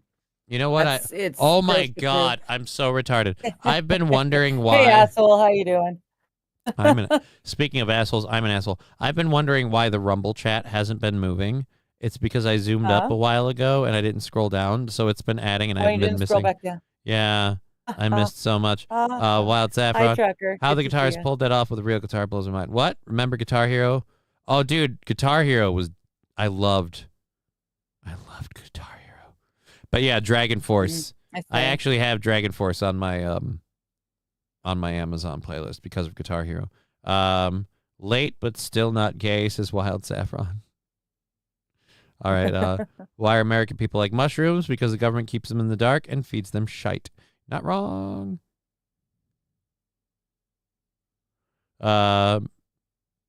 Is Aaron off next week? Did Tegra even know she was inconvenienced you? Oh, she didn't care. No, she didn't. She didn't knock it down intentionally.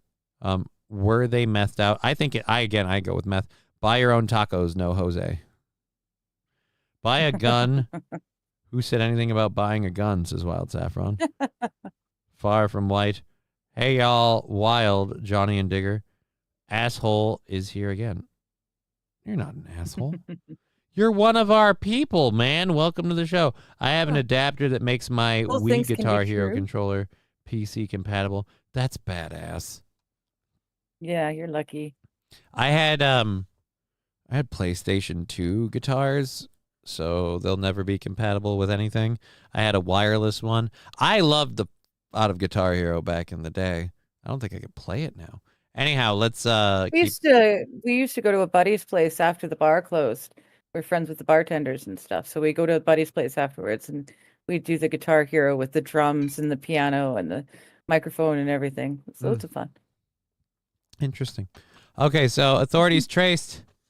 So when the police found the kid walking on the side of the road, they called the parents who wouldn't speak to them over the phone. Police were able to trace their location and arrest the couple who were fleeing the state. They traced the phone to the address of a senior citizen center in Wauchula, Florida. Oh, no. It was roughly an hour northwest of their home in Northport, according to police. Both parents were arrested without incident in the parking lot of the center and have been in custody ever since. Santos and Borgia were charged with child neglect without great harm. Santos was hit with an additional charge of permitting a minor to possess a firearm. What about the 8-year-old? Yeah, that's what I'm wondering. What about the 8-year-old? They had to have recovered the 8-year-old since they didn't bother keeping that in the story. Well, I hope. Well, I feel like I feel like 8-year-old still missing would be a thing we'd be reporting. Yeah. Plus, the 8-year-old, the 8-year-old will just be freaking out the whole time, like quietly freaking out or crying. But you know, it'd be really scary. They go a couple miles down the road. The 8-year-old's crying. They dropped off the kid with 2 more pistols. And then they're like, oh, God, we're out of money. We're out of guns. We gave them all to the kids. Now what do? I guess Idaho, here we come. There's also Guitarsmith, where the controller is a functional guitar due to the possibility of the player actually learning a skill. It's wildly unpopular compared to Guitar Hero. Right.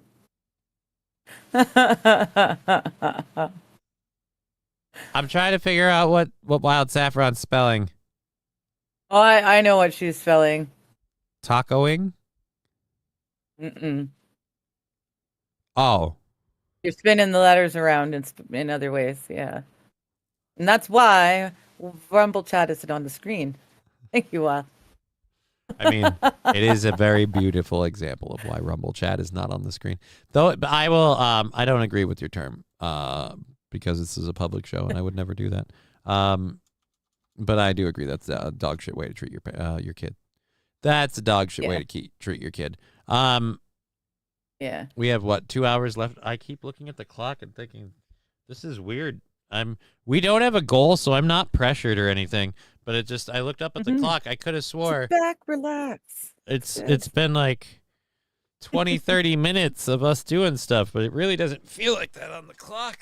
And as far as sitting back and relaxing, it's getting very difficult. My body doesn't want to. Wild Saffron's now just going to fill up our chat with one word or one letter. Nacho. Words. Taco. Nacho Man? Nacho Man. All right. Yes, we get it. All right. It's been 90 minutes, sir. Now the word towers are just getting annoying. There's also a Guitar Smith controller. We covered that. Okay. Some people. Ooh, let's do the Kamala Harris thing. I don't want to keep going with the rest of the first hour stuff that we have because it's not super duper important. There's an article claiming that inhalers are causing climate change. Mm. And did you actually take your pill? Good idea, St. Caesar. I took my pill. You did take it? Okay. Yep. I remember you spoke about it, but now they're just all doing towers in the chat.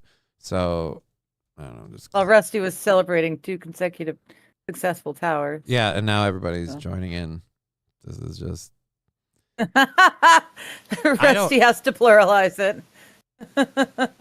No, he's doing a different one. Now they're just finding offensive. I just with people like, you ignore the Rumble chat. Yes, because this is what you guys do. This is like, I literally, the entire chat window now is like 2 words. This is why I ignore the Rumble chat, because it's the Rumble chat. People say, some people say, they can't believe Jamaica is a bobsled team.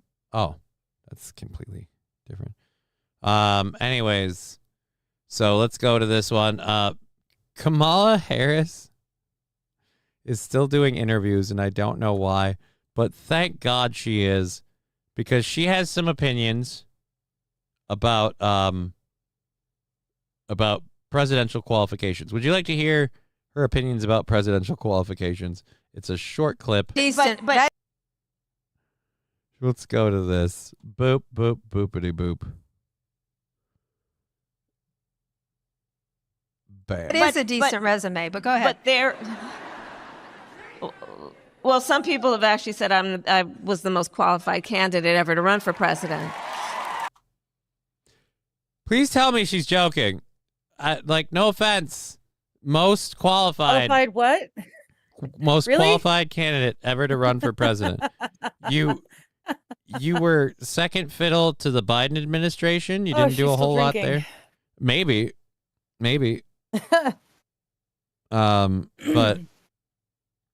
But yeah, it's some people, Mr. Q, some people were wrong. Again, I don't know. This is the problem with 23-second clips. Maybe they're having a conversation and she's just being, well, some people say. But again, that as an idea, we gotta, you can't possibly believe that, right? And I'm not even trying to be a dick. I'm just saying you didn't hold any other actual government office other than VP. You worked in, not government office, but what am I thinking of? Any other? Was she elected? No, she served as a district attorney and stuff like that. Prior.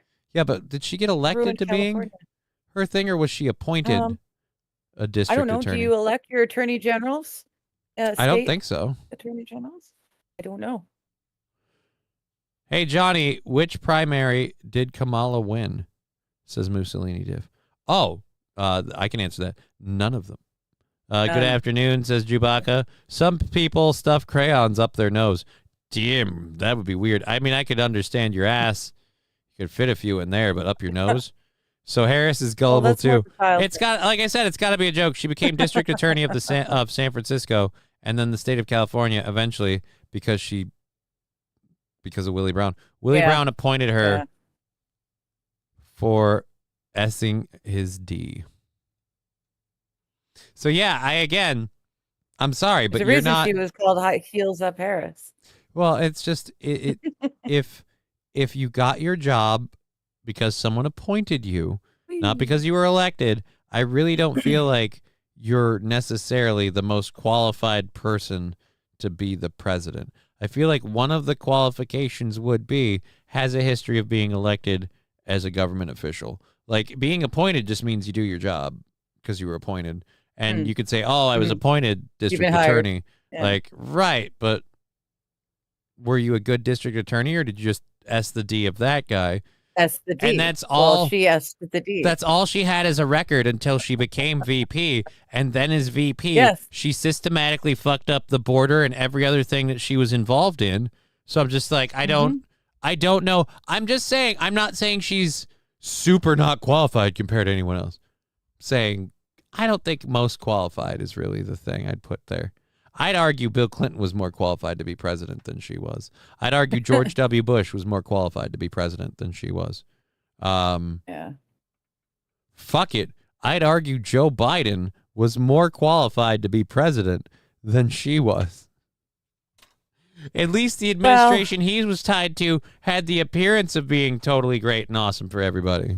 Yeah, he had a long term working in Congress. Oh, and by the way, he knew how it worked. Let's hit play here. Q telling why this is a thing. You are not about to hear a single dude cheering.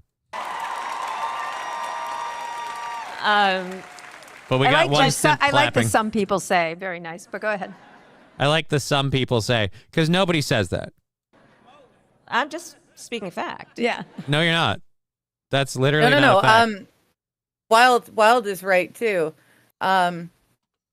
Hillary called herself the most qualified candidate as well. And I'll say this, as she's been S-ing Bill's D long enough, she's certainly more qualified than Kamala Harris. And you know what? Like, for all the shit that you could talk about Hillary Clinton, even though it was a carpetbagger move, she did get elected as an elected official. So aside from whatever qualifications she'd have from doing the job, she also did win an election and win the trust and respect of the people, which I argue, if we're going to pretend this democracy still exists, you need to have as a qualification for a candidate people's trust and support. I'd argue George Washington in the grave could do better than Kamala now. I don't think so. He's dead. We can't elect dead people. Johnny still hasn't modded me, says Chewbacca. Probably because I am a black, non-gender conforming Canadian Puerto Rican Jew. Oh, that's Los Federales? Oh. I didn't know that. I'm sorry. That has zero to do with it, and just more mods means more problems. You know what we don't have? I love that you read, probably because I'm a black, non-gender conforming Canadian Puerto Rican Jew, bleh, and you knew instantly who it was. Well, because he's mentioned it a few times. Because I care, you know? I give a shit. I pay attention. I understand that we have but one proudly black, non-gender conforming Puerto Rican Jew who's also Canadian. Nobody's perfect. Okay. Well, I'm sure there's Balls many out deep. there, but it's the Puerto Rican part, but there's no specific part. Again, it's just we don't have. We don't like guys. Look, do I do a show? Yes. Is it a popular show? No. Does it have a lot of people? No. So I feel like, how many mods do we need? I've got the 3 chats up the whole time. I technically don't need any mods. The biggest thing about mods is sharing stories, and I don't know. It's not a thing. Here's what I'll do though. I'll keep it on the back burner, and I'll think about it. Instead of power, they should see Kyle. Do you, Rusty Grammar, do you trust anyone that wants political power? I fucking don't. I don't either, but to say you're qualified as a presidential candidate and have no policy successes that you can talk about, no electoral successes that you can point to prove you've won over any people. You literally have, look, we know my record, okay? I was appointed to an office because I swallow one hell of a thick load, okay? And I did that for years as the district attorney of San Francisco and California, okay? And then as soon as Gavin Newsom showed up, I said, thank God I'm getting bailed out by Joe Biden to be VP because I don't want to ask that D, okay? Like, that's, again... that D probably doesn't want to be asked by a female anyway. Oh, you think Newsom's not... Oh, have you seen Trudeau's beard? I totally think Newsom and Macron and Trudeau were all friendly friends from the young leaders. Hello again, Tegra. But I think they were all special friends, in my opinion. Have no proof, but in my world, they are most definitely special friends. Rusty Grammar. The greatest power is pussy. Okay. Chewbacca, I'm what you call the DEI trifecta. Kamala should have been DP'd, not VP, says Kyle. That's hurtful. Johnny, are you smuggling emu steaks? No. Not even. There will be no ostrich steaks. He's going in this weekend. Anyone asking? I'll have to get a hold of him and be like, hey, dude, do you know what's going on? Because I'll be honest, I'm not going to visit him. So there's no. I mean, there 8 lousy days. There's no wallet smuggling. There's no. Here's where if I had functional legs and I knew that like visitation was through a plexiglass wall, here's what I would do just for the laughs. I'd go and I'd lift up my shirt and put my nipple on the window and be like, you need human contact. Like after he's been in for a few days, because that would be funny. But I'd probably get in trouble and then they'd probably escort me out and I probably wouldn't be allowed back. And the whole thing would be a stupid bit and not worth it. But I actually don't have to worry about any of that because my legs don't work. I'm not rolling up into jail. Vote for Kamala Harris because she looks like a burlap sack that has been left out in the rain. Oh, again, arguably the worst way to bring about a campaign, the worst execution of a campaign, all this other stuff. I love that she's still got the delusional side to her, or enough wine in her, whichever it is, probably the second. Either way, yeah. To go on stage and go, well, some have said I was the most qualified person ever to run for president. Yeah, some have also said you're the most unqualified person ever to hold a job ever. And that's the fun part of this is we had no one else to say it. I like to drink. Kamala Harris for president. I was elected. This message was approved by the Democratic Party. What? Oh wait, I have more. We have another clip. I want to see what else she says in this other clip. All right, can you pull me off the camera, please, so that I can smoke while we watch the fact that I was elected district attorney for 2 terms as the first woman. All right, I take it back. She was elected. She says she was elected. Okay. So my election thing goes out the window. We still have your track record to prove that, no, you weren't the most qualified. You don't. Yeah. But no ID pull out. No, I'd pull out some mashed potatoes and eat them in front of him. But that wouldn't mean anything to him. Like, that's a you guys bit, not a him bit. Like, that's like, he doesn't want mashed potatoes. He'd be like, okay, so you're eating mashed potatoes? This is weird. Why have you come? And I'd be like, I just wanted to eat mashed potatoes in front of you. I got bad news for you. If he's there for a while, he might be eating mashed potatoes inside. I'd like to drink Kamala Harris for president. Attorney General of the state of California ran the second largest Department of Justice in the United States, second only to the United States Department of Justice. And by the way, California, a horrible shithole where crime is rampant, criminals kind of run everything, and your guys' biggest legal victory is in the last few months you finally decided to start prosecuting shoplifting again. So I wouldn't brag about that. I don't think that's a qualification. And even if we count that as a qualification, what's the most qualified? We've had plenty of other people run for president and again, it's not about winning the election for president. She said she's the most qualified person ever to run for president. Wasn't Barack Obama a lawyer? Wasn't Bill Clinton a lawyer? I don't know. The biggest potato harvester in the United States, currently in Minnesota. I was Mr. Q, sorry, I thought it was cool. Thought what was cool? I like to drink Kamala Harris for president. It was fine. I like it. Yeah.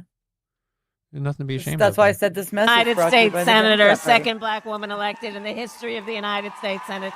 And I was the first woman. Oh, so Hey, she was can a you pull me senator? off the camera, please. Oh, yeah. No, I keep forgetting to do that because I'm a horrible person. you. And I'm just torturing you. Horrible, horrible. There you go. Vice President of the United States. Again, the vice president part is where we proved you really aren't qualified to do the job, because let's talk about what you did or didn't accomplish during the vice presidency.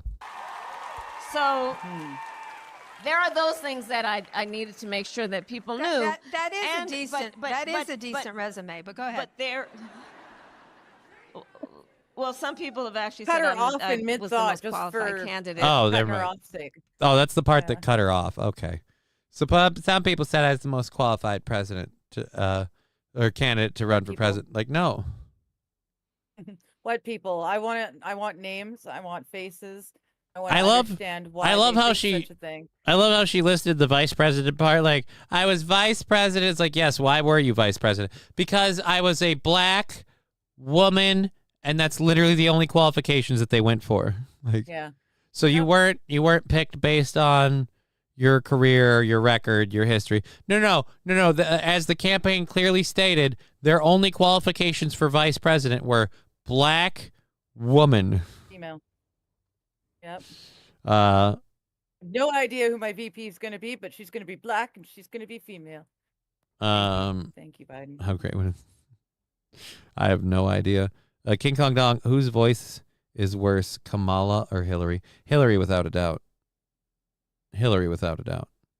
I don't know. No, Hillary's voice is worse because, I like, can listen to Hillary talk a lot longer than I but can. Hillary's so full of I shit. don't know if it's a voice worth.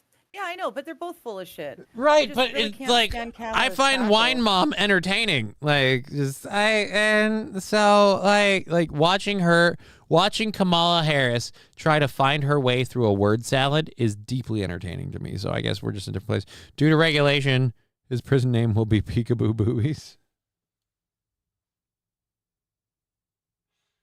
Again, I feel like you guys are worrying about this way more than me. Richard Head is coming up with a huge list. Kamala has a more annoying tone. I guess I'm in the minority. I'm in the minority. At the end of it, I couldn't take Kamala's tone. I couldn't take it for just normal interviews. At least I can sit and listen to Hillary speak. She doesn't. It's not like nails down a chalkboard. How you doing over there? Is your mic farther away from your mouth right now? Because you do sound a little quiet, so I'm just curious if it's It me. might have been pushed away for me to do the dab. Yes, I am just waiting for a moment or two. Make sure I don't want to do a second one before you pull me back on. Okay. Well, we have an hour and a half left in the show. So All right. thank you very I much. think I better We have do a couple of another things we do. Both are nails on chalkboard. Kamala is a more ordinary toy. Again, I just found it funny. At least we know Hillary is spewing shit, like runny shit out of her mouth. Yeah, but she says it nicely and eloquently. Like she'll sell it to you as a package. Yep.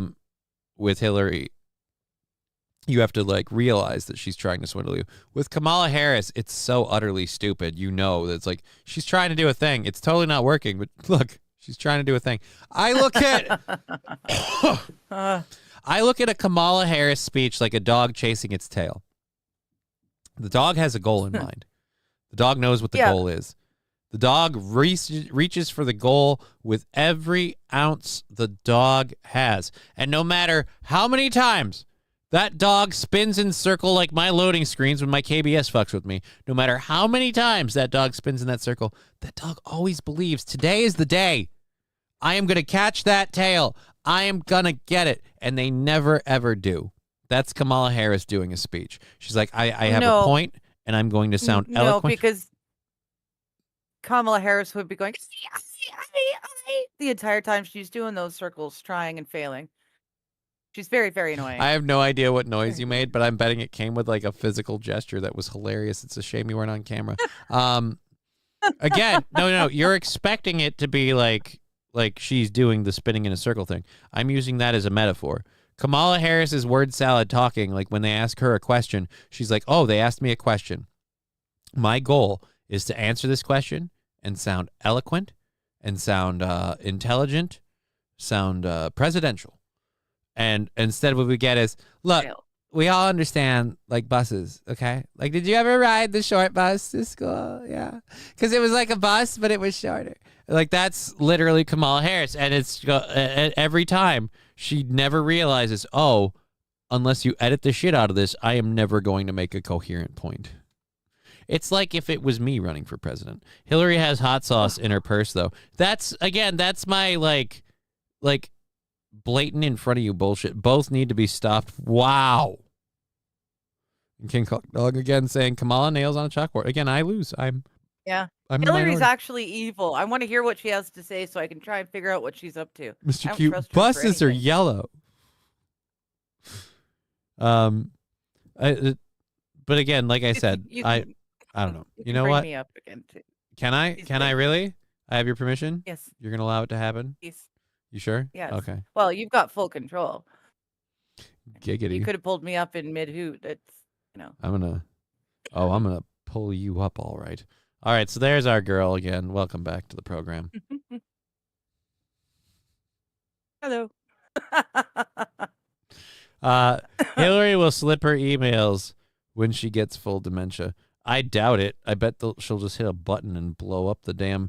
Like, dude, you think? I think they're already. They're deleted. They're long gone. They're long gone.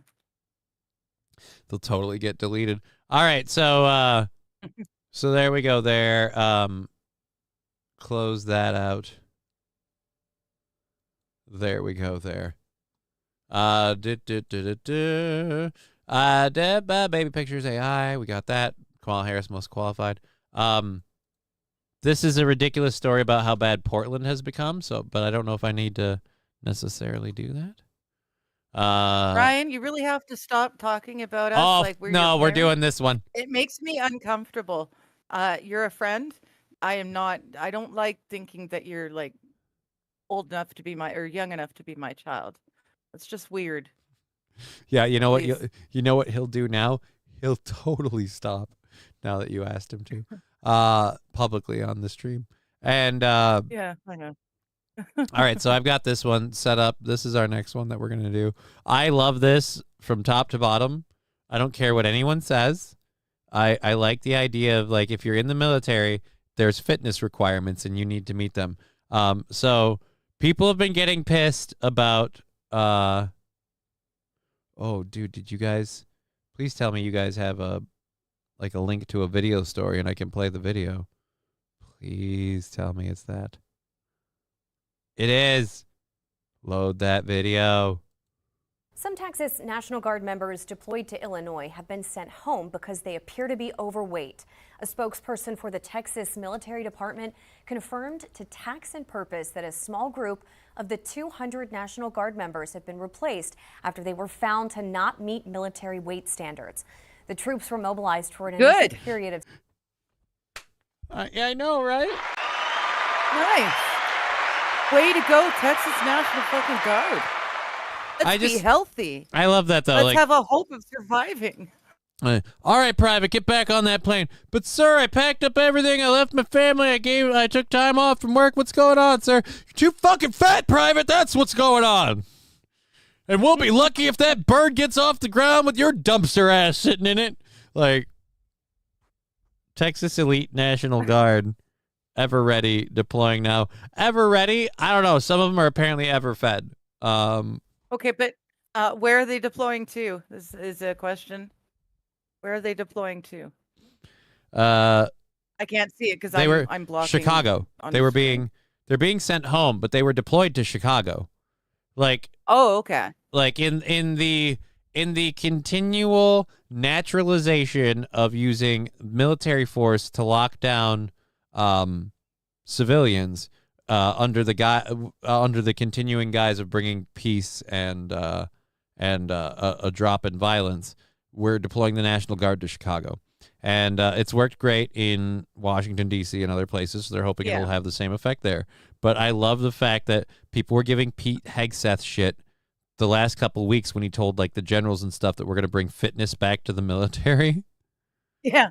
And the first thing we get from that, people, what a piece of shit he is. Hey, you Texas guards. No, you, and you. You're going home. Why? Because you're too fucking fat. That's why. I love thinking that someone just literally screamed, because you're too fucking fat. It's beautiful. I will say this in defense of the fatties. The National Guard isn't regular service. You're not in constantly. It's like, what, like 2 weekends a month? Or 1 weekend a month? So like 1 weekend a month and 2 weeks a year, something like that. Either way, you've got a lot of downtime that you're allowed to just be a fat, lazy piece of shit. And so I kind of feel like, Mussolini dip, a few good buffets.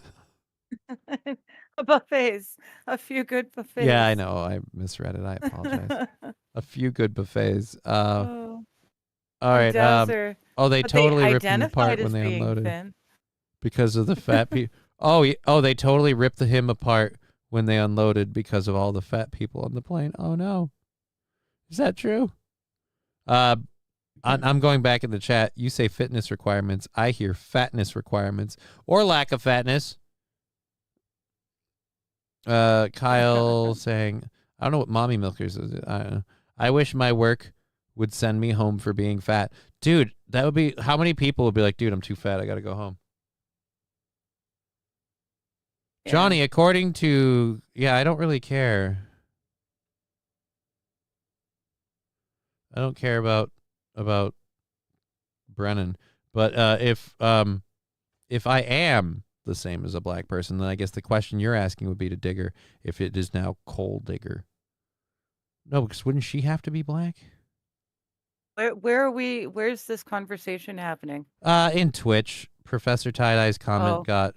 I'm not seeing it. Well, hello, it's because it's been held. It's because it's been held for being racial. It's reason held race, ethnicity, or religion. Professor Tie-Dye, you know you got to come to Rumble if you want to say stuff like that. Well, no, he's not. He's saying that's what Kevin Brennan said about me, which again, Kevin Brennan said something about me. That's like, let's be honest. I'm well aware that I have a tiny, know-nothing, not big show. I don't think I'm some sort of big fan. But if Kevin Brennan needs to use me for content, oh boy. Sorry, buddy. I'm sorry. Hard times. But yes, if he's calling me a black person, I don't think that question works, is what I'm saying as a whole, though.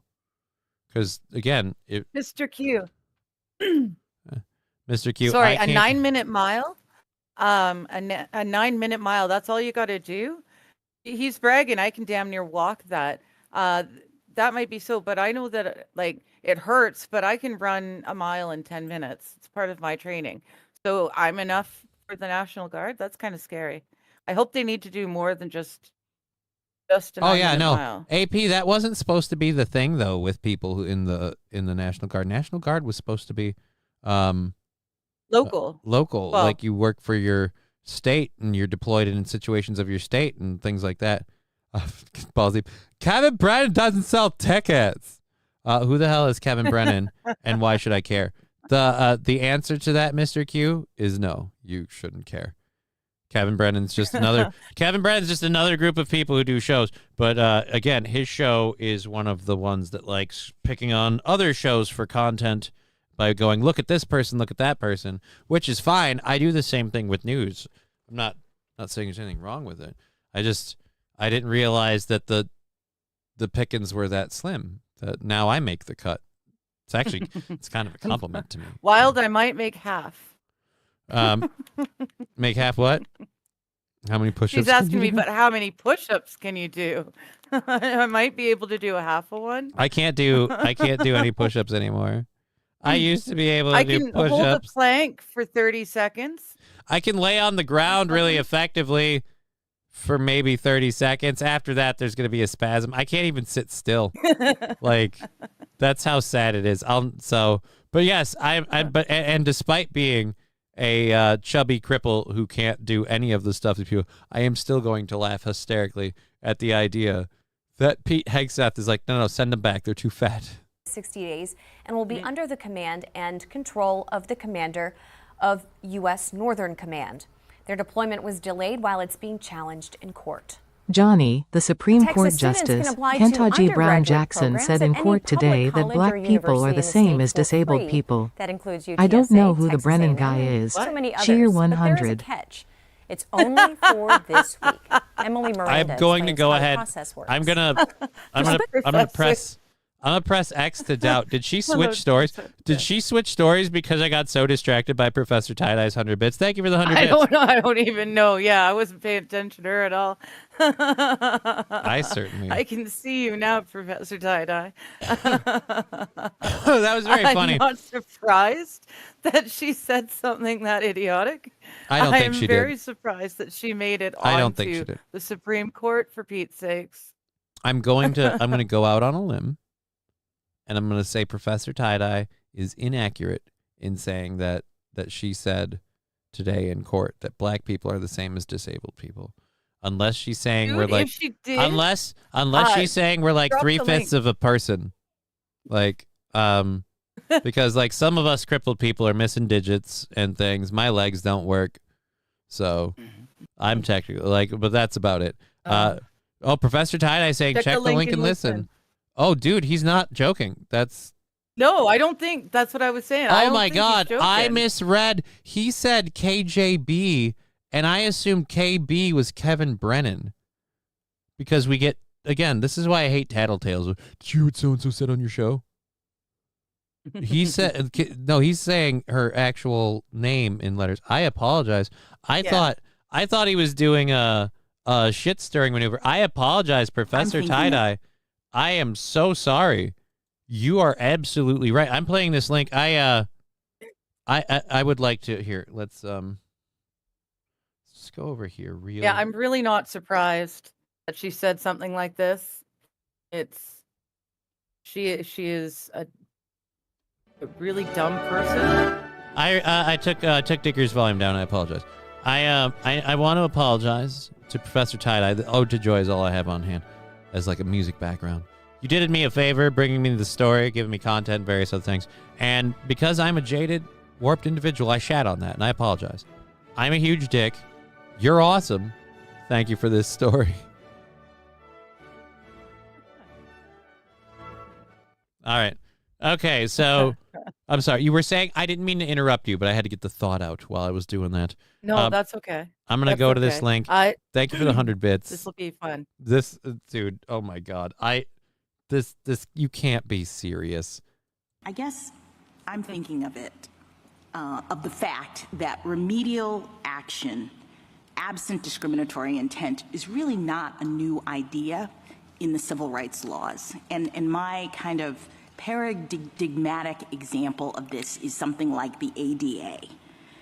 Congress passed the Americans with Disabilities Act against the backdrop of a world that was generally not accessible to people with disabilities. And so it was discriminatory in effect because these folks were not able to access these buildings. And it did. Yeah, but physically, they weren't able to access them. Are you about to tell me that black people are not allowed to do stuff just because they're black? I have some. Well, she might be trying to go Kamala style, and they don't know how to use the internet. They don't know how to get personal IDs.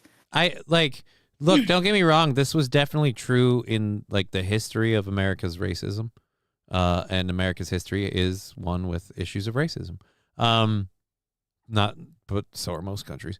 Anyhow, but the whole like, you guys can go to the schools and colleges we can. You can pick yourself up by the bootstraps as well as we can. Like, it's not like we still live in a day and age where it's like, oh no, we can't pass loans. Like, I live in Minnesota where we will we will bend over backwards for people of minority cultures. Like, there are people in this state who literally like, no, I don't care if you're robbing my home. I don't want to say something mean about the immigrant kind of deal. And yeah, no, we're tolerating stuff that I would have growing up thought we as a state and as a people would never tolerate behavior from groups of people. And not only do we not call it out, but we almost embrace it because we don't want to be racist. So right. I just go I don't, Japan. Just throwing it out there again. I'm not Japan's saying got the right freaking idea. It's not racism. It's cultural pride. Damn it. Look, I'm so grateful that you're trying to back me up. I really appreciate that. That's super awesome. But whenever you're trying to talk about like de-escalating racial stuff, and racial stuff maybe being a little more politicized than it is real, Japan shouldn't be your go-to. Why not? They've got a wonderful culture. And they just recently that culture elected officials that will make sure that culture will continue on. Yeah, that and culture, it's not going to be sullied and watered down by other cultures. Yeah, and that's fine. But that kind of sounds racist. But more importantly, China has a track history going back to feudal times of being staunchly anti-foreigner. Like Japan. But again, so look at their culture. All right. Anyways, let's what the fuck? I can't read the I'm chat just on saying, the screen. I miss Canadians who were Canadians. I miss being a Canuck and expecting, or not even expecting, just knowing that everyone else is on the same page as myself. And I miss that. I really do. Brian says, Johnny, whites shouldn't talk about this. I agree with Digger. I don't know. Her teeth are appropriating my culture. Those are federal funding teeth. Oh, stop being mean. All right.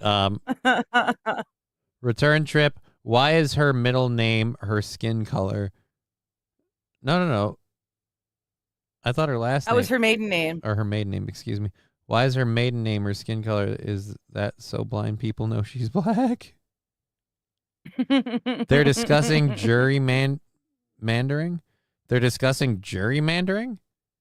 So, okay. It didn't matter whether the person who built the building or the person who owned the building intended for them to be exclusionary. That's irrelevant. Congress said the facilities have to be made equally open to people with disabilities if readily possible.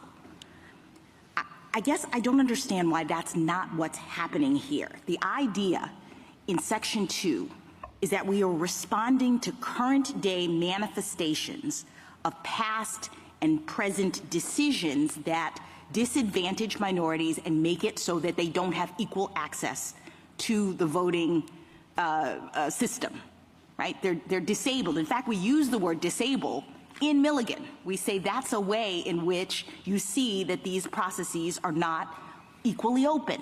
Yeah, no, that's she's doing the same thing as Kamala. They're too dumb to use the internet. No, They're she's too saying stupid to get their own She's saying ID. minority they can't people understand. Minority people, the laws and rules are in place that prevent them from being able to. Yeah, but if they're saying it's voting ID, but then someone's saying gerrymandering. I don't know how. I think what she's saying gerrymandering.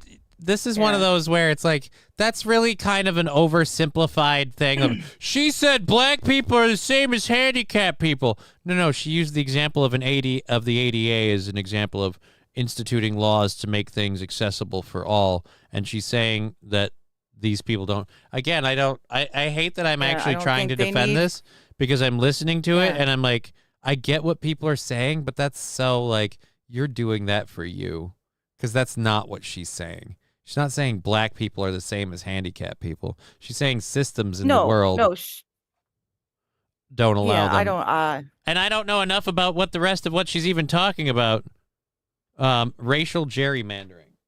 On whether or not majority black congressional district has racial gerrymandering. So she's saying that the state is gerrymandered to prevent like black people from having, and it's a majority black district. I don't. Apparently. That's not I don't know. saying black me, people are the same as handicapped people. Here's what it is. I don't really know what that is, but that's not her saying black people are the same as handicapped people. Any law that has been passed that precludes any citizen from vote. What? new law. Has a new law been passed that precludes any citizen from voting? I don't know about any law that's been done that. Mussolini with $2. Ever played the Haitian version of Duck, Duck, Goose? No, I haven't, Mussolini Diff. I don't know what that means.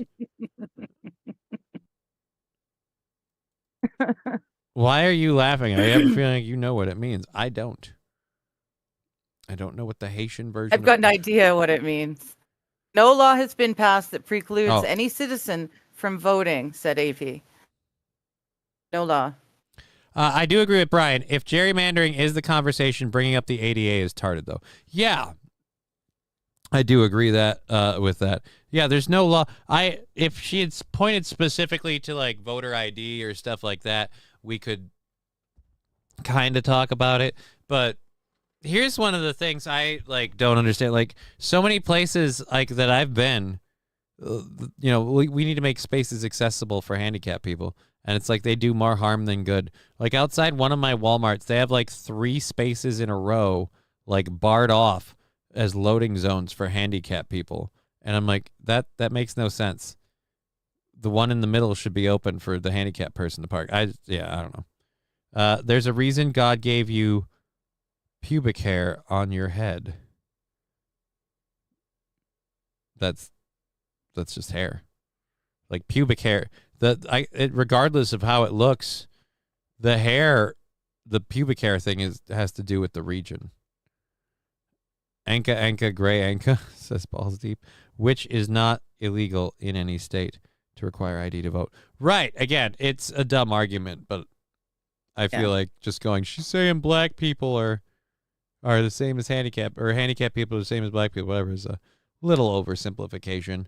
She was just trying to use the ADA as an example of a group of people that needed legislation to free them from being. Here's what I'd like to see. No more gerrymandering. How about districts be built as a fair voting block, and we stop doing this thing where we shape the district how we want, because those people tend to vote this way, and so if I don't include them, then they're not voting for me. And that could be what she means.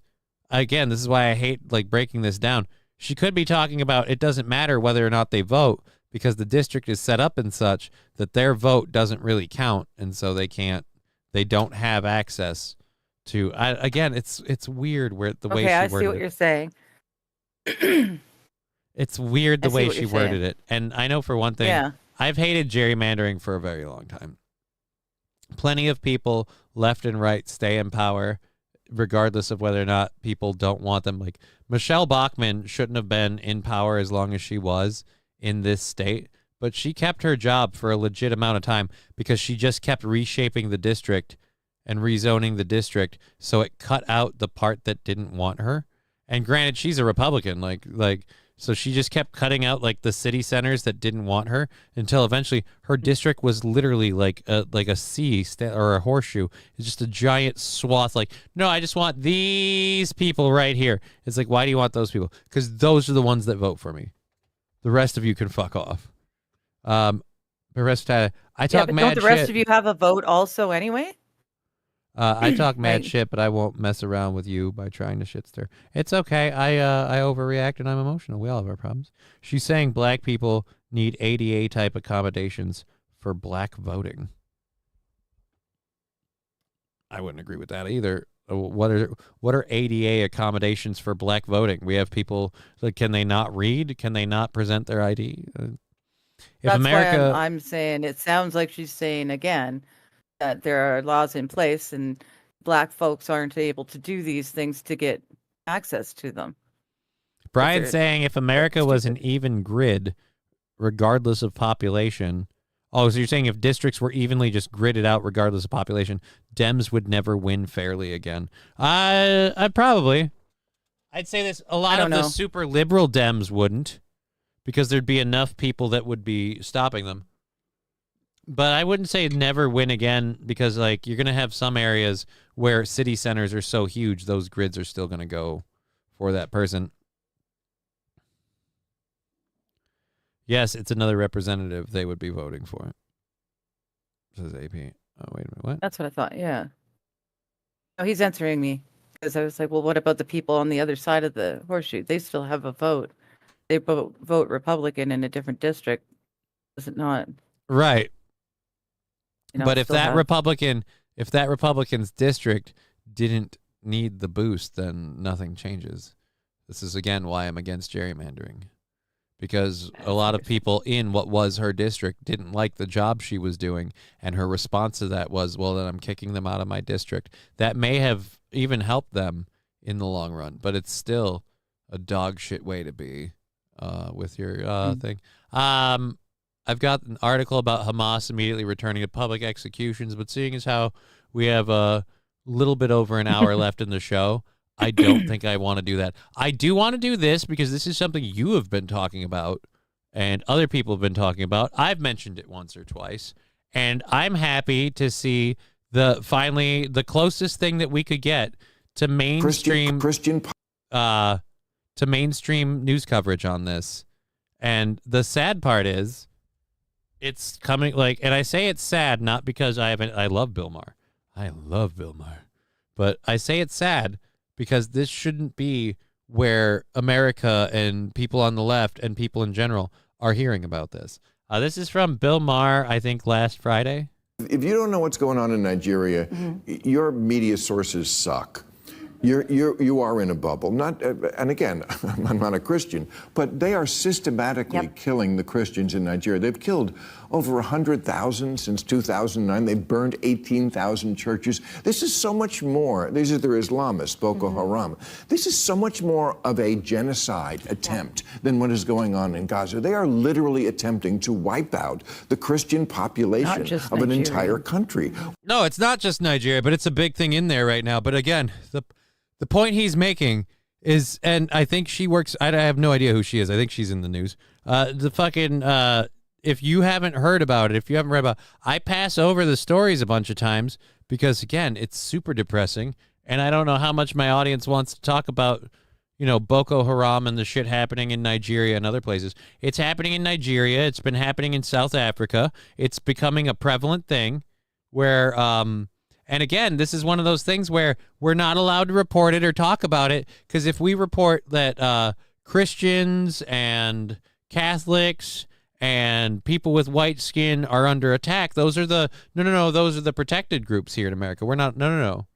We can't possibly say no, because remember, the Christians are the evil guys. Muslims are just good people trying to do better.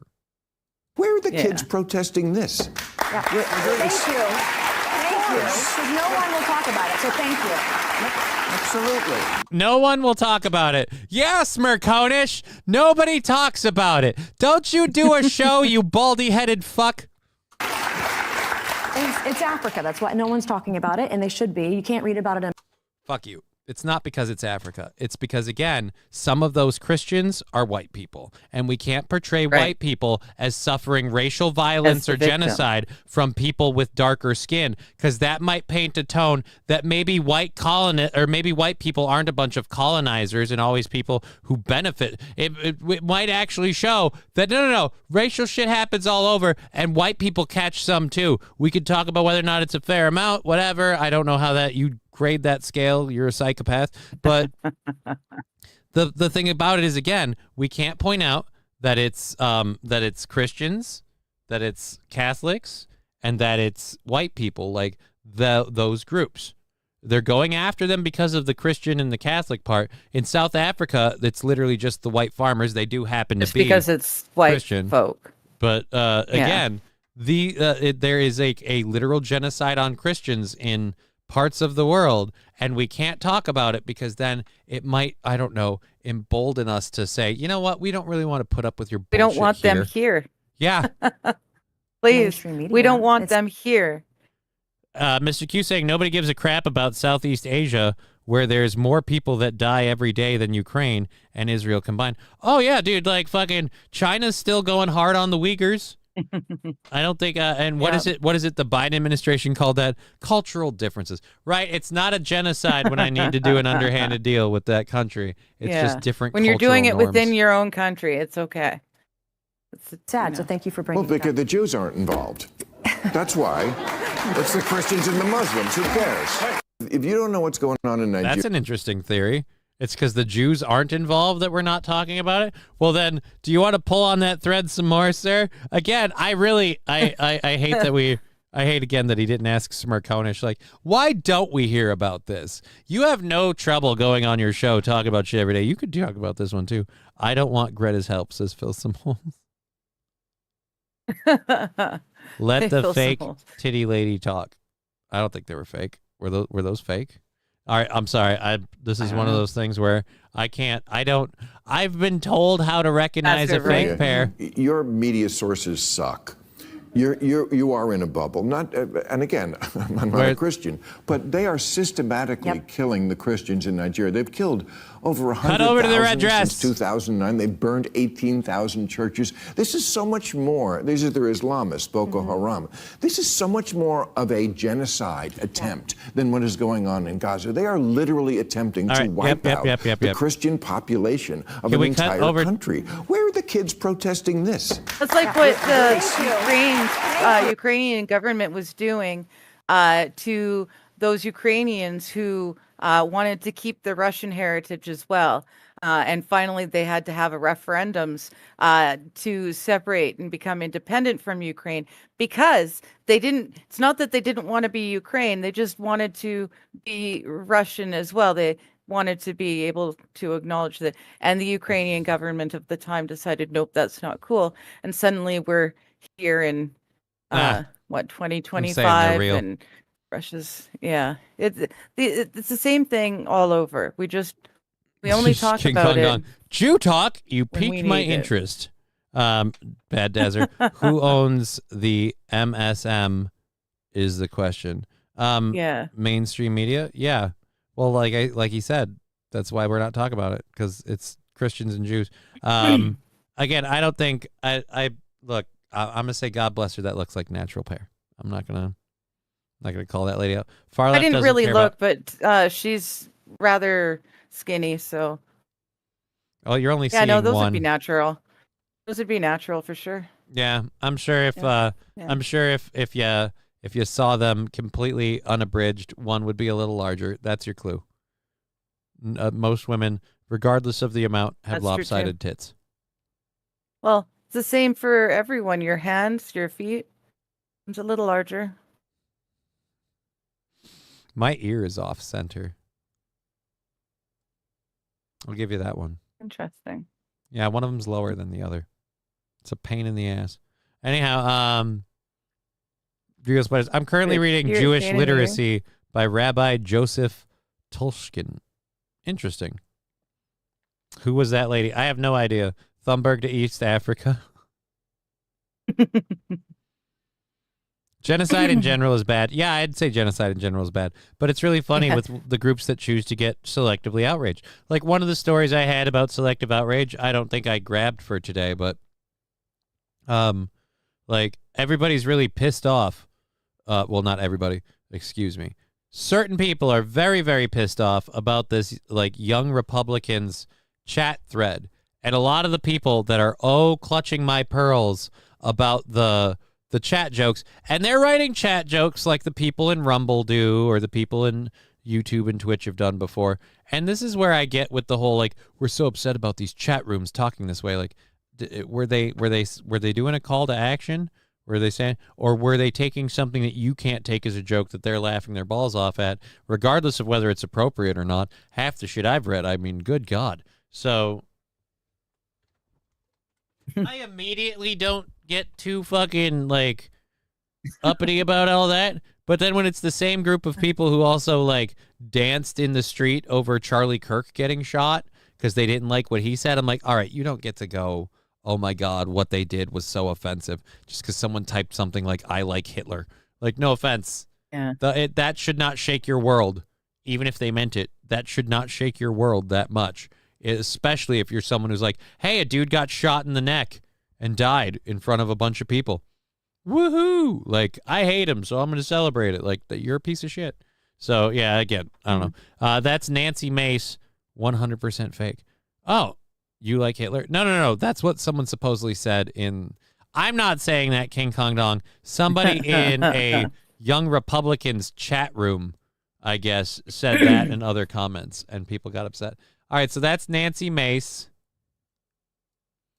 and Smirkonish. Don't they both do shows? Like news shows? I have no idea. I didn't recognize either of them. Oh, well, Smirkonish does a show on CNN. The bald dude. And I'm pretty sure Nancy Mace does a show, too. So, again, it's weird that these news shows don't talk about that. I would have liked that clip to go on a little longer. I would have liked to know if he would have been like, well, it's because it's not about Jewish people, so we can't talk about that being a genocide. Like, and be like, interesting. Because I feel like two groups over there committing genocide. All right. Ooh. I got a UK story that might make you a little annoyed. I've got the other one that we were talking about climate change before. Let's grab that. We have about an hour left in the program, so thank you for being here. KBS has been solid throughout, so we're able to... Don't say it. It's like saying shut out while the game is still on. Don't talk about it. I was a goaltender. Do you know how many times I would sit there and be like, I'm going to get a shutout. I'm going to get a shutout. I'm going to get a shutout. Yeah, but you're the goaltender. So, yeah, I'm just saying I don't fear it. Yeah. I have no fear. Oh. I have no fear. You're not the goaltender right now. I'm the show goaltender. And the show goal is on to next Tuesday. So I've had a shutout this whole day. We've made like $4 or $5 today. If that. Yeah, we made like $5 today. And I'm like, fuck it. I don't care. We've got the show goal marked into next week. And apparently, if the chat's to be believed, I've got kind of a vacation next Monday and Tuesday. So yeah, I'm having myself a happy time right now because I'm gonna do my show. I'll say this: I haven't been asked, and I don't want to do it solely because I've done it before, and I hate it. Like I hate his show is his show. I show up on his show to hang out with him. I don't show up on his show because I want. See, now I can't. Johnny. Now I can't even have serious. You can't have a serious thought when someone slaps cartoon cheese on your face. This is so wrong. I wanted to be, I had thoughts and opinions. I was going to be poignant, well worded. Now I'm just sitting here with fucking cheese on my face. Thank you very much, Fettuccine El Poo-Poo, for the 2 bits. Good That's stuff. very much. Thank you, Professor Tie-Dye, Fettuccine El Poo-Poo, Balls Deep, and others who threw in earlier on Rumble. YouTube. We appreciate it. I'll give you guys a little hoot, and then I'll try and hang off of doing anything unless we have a hype train until 4:20 because I'm trying to taper myself down. I might step off of having stuff for a while.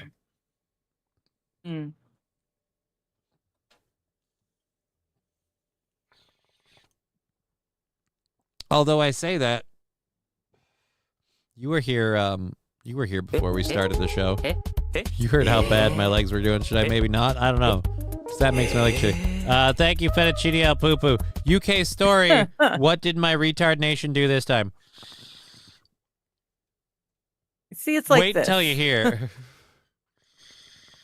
Apparently, I got a big discount on my car brakes because the shop misquoted me, saved me like $300. So what you're saying is, Brian, you can throw a little money at the program. I'm kidding. Digger, I just got a call from Officer Krupke. Oh, no. Okay. Uh-oh. Can you Jays do it? At Digger, I have no idea what Isaac's asking about. Oh, dude, right. Those are Toronto Jays. I don't follow baseball. I actually somewhat detest baseball. I think it's just it's because she doesn't have any balls of her especially from a witness perspective. It's awful sport. But my mom loves the Jays. She always did. So so this story that I have for England is from the Daily Mail. Excuse me. A British Army vet. What? Oh, Brian with $20. I'll do 20. Well, thank you, Brian the Science. Thank you, bud. That is immense. Thank you. That is amazing. I was kidding, and now I have to take. I think we get 15 of that. I get to take 15. I'm gonna take 15 off of the goal. That puts next Tuesday's goal at $20 with a little hanging in the tank. Desert, I ain't got space to do my own. Think how much you could save if you didn't use them. Oh, cars? Or if you did your own brakes. No. I've changed. This is the sad part. Like, I used to be like a dude before the MS and stuff. I've changed my own brakes. I've changed my own spark plugs. I've done my own oil changes on my car. I back flushed and cleaned out my radiator and AC on my old car, on my Pontiac Grand Am. I'm definitely not a dude. I used to do quasi, like, I'll do it myself mechanical shit. I primed my brake lines, you know, when you get all the air out and shit. Now I'm dreading figuring out how I'm gonna pick up the remote the cat knocked over later. Oh, how the mighty have fallen. Oh dear Lord. Oh man. I meant the brakes at all. Oh, if you just don't do the brakes at all, you will save a lot of money. Yeah. Aaron's going to black. So is it? I'm gonna have to ask because everyone keeps. Well, the e-brake still works, right? No.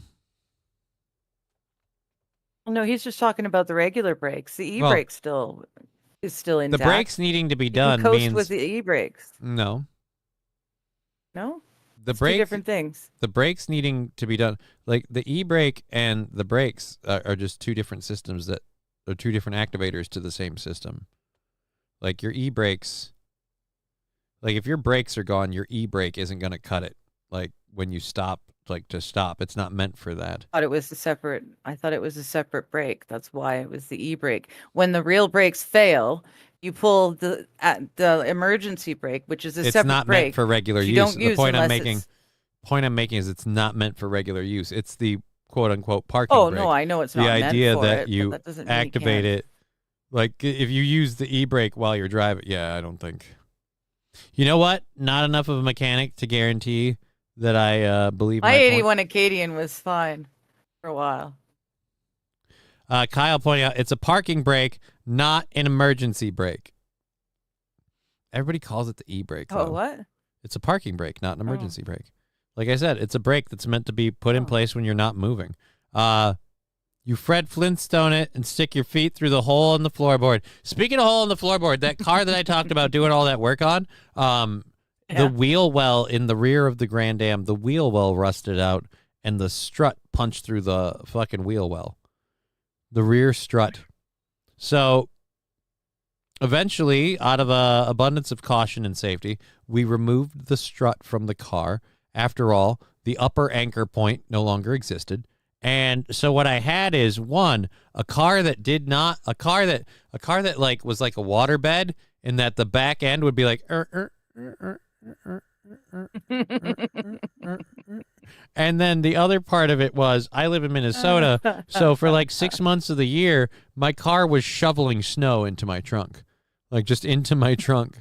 So whenever I did a beer run, like like you see beer commercials and people open up the cooler and all the bottles are laid out, I could almost achieve that with my car as long as you don't mind some road salt and sand mixed in with it too. We'd make in the runs. back end is always good in the wintertime, right? We'd make runs to Wisconsin. We had to wrap the stuff in trash bags. And then when we got back, it's just like, oh, yeah, it's freshly cooled. Why? Oh, I've been shoveling snow on top of it all the way home. AP, sounds like a GM vehicle. Hey, you can say what you want about this, but literally that car didn't quit on me until the mechanic, like the heating system went out, even though I did the whole back flush thing, and a mechanic pulled it up I'd say well more than 45-degree incline, like up a very steep hill, while it was running, and it fucking killed my car. How do you want to help me repair a hydraulic cylinder tomorrow, says Mr. Q. Not really. I don't know if you know this or not. I don't have a whole lot of strength. The handbrake can be used for what? The handbrake? Nope. Yeah. Stickers. No, Brian can get Battlefield 6 now. Handbrake. What? I missed it. Debbie knows what I'm talking about. The handbrake can be used Made for it turning. months on the parking brake. I didn't realize it was a parking brake. It's always been called the e-brake to me, the emergency brake. Kyle saying, must have been a 3.8 liter. The thing probably still runs. Well, the cylinders were a little fudged because, again, the way they pulled it out of them. But you know what? That car couldn't die. I literally pissing on the side of the highway right now. Wow, that's overshare. A California Silicon Valley inventor got $575,000 fine for his self-invented hoverboard touching the ground at a red light because it was classified as an unregistered plane landing. Oh no. I want the link to that story. Right? I want to know about that. But before I do, I got to finish reading about this. I started talking about it. We got sidetracked. I got squirreled. Yes. I got squirreled on my own program. God damn it. Squirreled on my own program. And again, thank you all for being here on Twitch, YouTube, and Rumble. We love having you guys. And last Friday's I Do Horrible Shit to Myself show, very successful with the funding thing, so we don't have to worry about the goal today, which is a great way because then we just get to do this shit and have fun. So thank you. And everything we made today will go towards that goal, which currently sits at $20 for next Tuesday. So stop digging up ancient carbon and burning it. 25% of Florida. Oh, that's the other one we're gonna do after, the British one. So apparently, a British Army vet. I have to be careful how I say this because of streaming platforms. Self-deleted after the government refused him housing due to the migrant influx. So a veteran of Britain's military said, "We can't help you have a house. We're too busy finding a place to stuff all these immigrants." Rob Hammonds joined the British Army in the Royal Horse Artillery. It's still a thing, and shipped off to fight in Afghanistan at the age of 19. He returned 2 years later for a second tour, fighting for the United Kingdom. When he came back, he was broken. Rob struggled to readjust to civilian life for years. He got married in 2015, but began struggling with mental and digestive issues. He first tried to take his life in 2019, then again in 2023, and in 2024. As a veteran, he asked his government for support, but was denied housing due to the large number of foreigners pouring into the country. Veterans like Rob should have priority for social housing because of the Armed Forces Covenant by Worcester City Council, and they said he is not a priority, his mother claimed, and only offered him an HMO for his friends and family. What's an HMO? Not sure. Nazar, what's an HMO? I don't know what that is. Like a doctor? That's normally what I would think it is. In August, Rob attended his brother's wedding and seemed happy, even though he was struggling to find a place to stay. Now I'm feeling like I a little too much in common with this guy. His place to stay was self-medicating with. Oh no. He was self-medicating with cocaine. The British government told him for the third time that there was no housing available to help him. And I think this is his mom again. "I said a veteran's supposed to be getting priority," she said. "No, I've got plenty on my list. He's just got to stand in line with everybody else. He's not a priority." The second time he went to housing, the local authority offered him an HMO in a known drug-addled area. Again, this is where I worry about the list. Oh, those are, I think those are single occupancy. So it's basically rent a bedroom and share the bathroom and kitchen with like however many other people.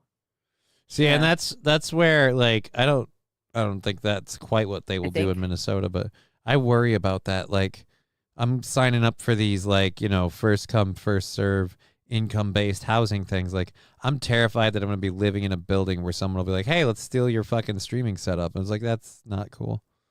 Not exactly. I don't want to move into a more questionable neighborhood. I got to get out of here. I don't disagree with that at all, but The female bureaucrat he talked to told him his application for housing would be denied if he didn't take the seedy place. During the visit, he pointed out 2 other veterans sleeping on the streets outside. Rob was keenly aware of the nice hotels full of migrants that the British government has used tax dollars to support. Yeah, again, this is one of those things where, and this is the way I want it in this country, like people being like, oh, you just hate immigrants. No, we've got enough shit to solve here. We don't need to import problems. We can't take care of our own. Yeah. When we can take care of our own, we can maybe start taking in other people. But right now, we got people especially suffering en masse that should not be. I've got nothing against any section of the community. All I'm asking for is fairness. The hotel over there is full of refugees. Why can't I have that? If they can house them, why can't they house me temporarily till I get on my feet? I fought for this country, and it means nothing. And on August 22nd, he K'd himself. Worcester City Council spokesman said, our deepest condolences go out to the family and friends of Robert Hormons and all those who knew them. The council refused to comment on Rob's housing issue. In other words, our deepest condolences go out. But again, importing immigrants is part of our whole destabilizing countries. So you embrace our one world order bullshit. Immigrants who come in and do all sorts of unspeakable things to our people. Wild Saffron saying the word is freeloaders, not immigrants. It certainly seems like that. Like, and this is what that guy that you gave me that video for, that Canadian guy, that's like, they come here and they don't embrace the culture. They just want a handout and this, that, and the other. And it's like, and then they, you know, they piss on the culture that's given them all the handouts. It's a problem. And again, it's happening in so many countries, on so many places. You can't help but feel like it's purposely orchestrated. Yeah. While I do not taser my cats. But then I don't think that I'm a real streamer either. So, you know. Who's what? Who, what? Kyle. He's being a smartass. He told me to taser my cat if I'm a real streamer. That's the other thing. Like, I don't know. I've never had to taser my cat. I don't know like why I said, my aunt she tried the shock collar on that one dog that just would not stop. If it was awake, it was barking, and the tongue was licking. It was wild, but it didn't work, and so she stopped using it because it was, mean. The dog just didn't care. So remember how I told you about the story I had about climate change and my response to it? Someone else made a very, very, very good point, and they did it by putting this clip on Twitter. There's a new report coming out about climate change affecting coral reefs, and supposedly this is the tipping point. But meanwhile, 2 years ago, or not 2 years ago, 43 years ago, this was on CBS. Temperatures on planet Earth heated up a hearing here in Washington today. For years, scientists have theorized about the dangers of the so-called greenhouse effect, the warming of the Earth's atmosphere due to the burning of coal and oil. And in recent months, as David Culhane reports, research has uncovered facts to support that theory. Right. Many scientists claim that the temperature of the Earth's atmosphere has been rising over the past 100 years, that the great sheets of pack ice in Antarctica are melting at a much more rapid rate than previously. And finally, that the sea level has been rising with increasing swiftness over the past 40 years. If these scientists are correct, about 25% of Florida would be flooded, along with low-lying areas all over the world. Climate changes could produce widespread disruption of agriculture. The American Farm Belt might be too dry, and the wheat and corn crops would have to move to Canada. This is so... I remember those. This is not aging badly at all. Guys, Florida's going to be underwater. We're going to, the climate's going to be too hot and dry. And by the way, we really haven't gotten any of those side effects yet. You know what would be awesome is if we get some sort of date that, it's past the point of no return. Keep in mind, the point of no return that this video is going to emphasize, we passed that. I would love to hear that, in 2020, this won't be a thing or that won't be a thing, so I can point and laugh. I'd really love that. I've got 2 minutes. I've got a minute left. I think I can get that. Scientists blame the odorless, colorless carbon dioxide gas for these potentially dangerous changes around the planet. It is the greenhouse effect. The gas allows sunlight to filter down and warm the Earth. But like the glass of a greenhouse, the carbon dioxide tends to trap heat so that it cannot rise into space. The scientists maintain that the coal, oil, and gas we've been burning for 100 years have produced more and more carbon dioxide and helped overheat the Earth. Now, some political leaders endorse the demands for more CO2 monitoring stations, like this one in Hawaii. Damn and it. They share the anger of the scientists at... I forgot. This is in the 80s. They're not going to push. They're not going to push like a pointed, like we're invested narrative. They're going to give you the facts about what's going on. And just be like, some are saying this, politicians are saying this, and people have got on board, but they're not going to. Reagan administration budget. Can the scientists do it though? Cuts at a time when they feel closer to getting definitive answers. We are not doing the kind of research that we should be doing to determine whether or not these scientists who are so alarmed are correct in their assessment. And what they find out will affect the lives and fortunes of millions of people, the very survival of cities like this one. David Culhane, CBS News, New York. Guys, back when New York, guys, you remember when New York wasn't flooded?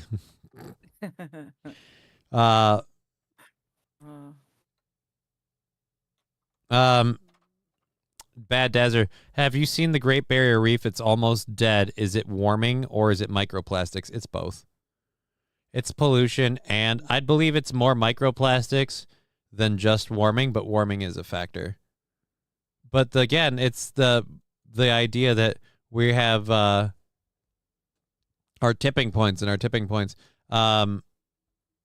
Thanks to the dire condition of Earth's coral reefs, the planet has now reached its first tipping point for human-caused climate change, according to a new report by scientists in Europe. But again, when I was a kid, that tipping point that we were going to reach was back in the day.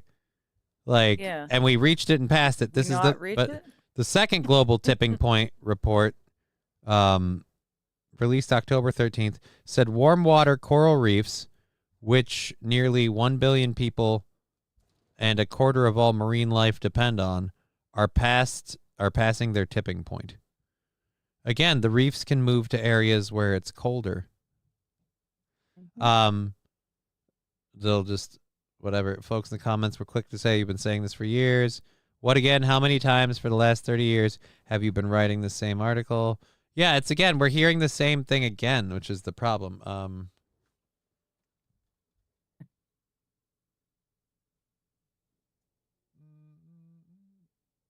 So yeah, it's just the same thing put everywhere. The coral reef drives world across first climate tipping point. But right, the carbon monoxide levels were the first tipping point. The ice melting was the first tipping point. We keep hearing the first tipping point. Planet's first catastrophic climbing tipping point reached, report says. It's a report. Where do we have anything on the report? Drooling on the keyboard. The climate contrarian blog What's Up With That, meanwhile, has a slightly more sober look at the data. If you're interested, here's one key point. The asteroid which killed the dinosaurs failed to destroy the coral reefs, as did 5 to 8 C of rapid warming the Earth experienced during the Paleocene ecothermal maximum. But a few tenths of a degree of additional anthropogenic global warming will achieve what the greatest mass extinction event in the last 100 million years failed to accomplish. He's got a point. I, again, would go more with microplastics than... Again, like, we're finding microplastics in people's, like, sperm and semen and testicles and shit. They're getting in our bodies, DNA. Right? Microplastics in DNA. All I'm saying is coral reefs are small cellular organisms that if microplastics are in the water and they're moving around, if they get into and they affect, like, they could very easily affect that shit. Got the package, replacing my OG first gen iPad. Well, good for you. Gore, what a piece of shit. Got that I missed it. Gore, what a piece of shit. Got that. Gore, what a piece of shit. He's got that giant beachfront home in VA, but water is going to kill the seaboards. Shut the fuck up, Gore.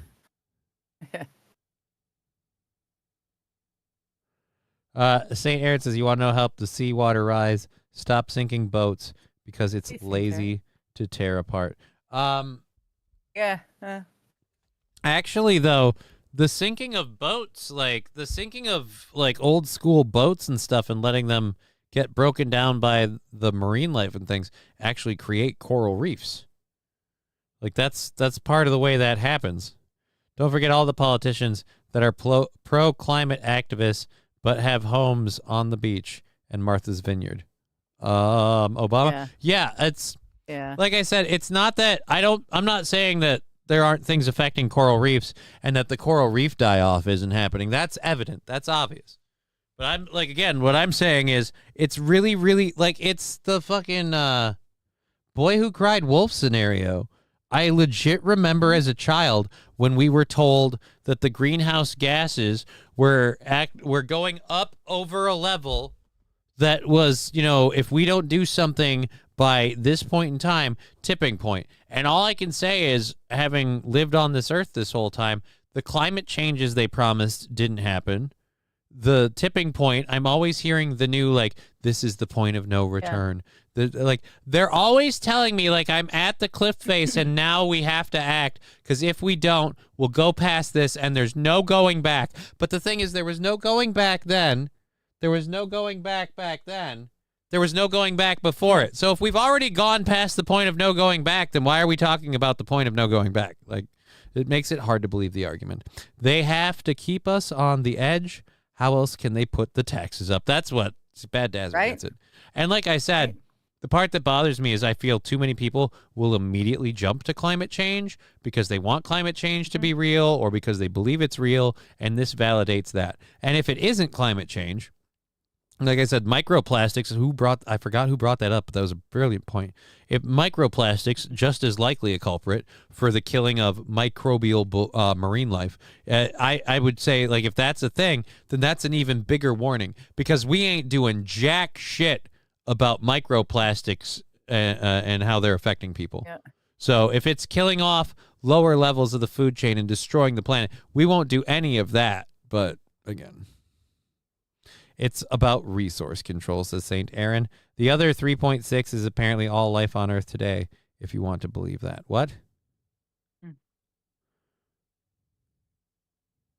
Oh, talking about the extinction asteroid? The last either big freeze or whatever you want to call it. 97.4% of life on Earth disappeared, but the other 3.6 is apparently all life today. Climate change is made up just like the female orgasm, says St. Aaron. PrayX12 saying, hey, kids. Hey, PrayX12. We're fully funded. We've got about a half hour left in the program. We're having a fun time on Twitch, YouTube, and Rumble. Thank you for joining us and our stupid, nonsensical conversations, and thank you for being part of it. It's so awesome. I love doing this.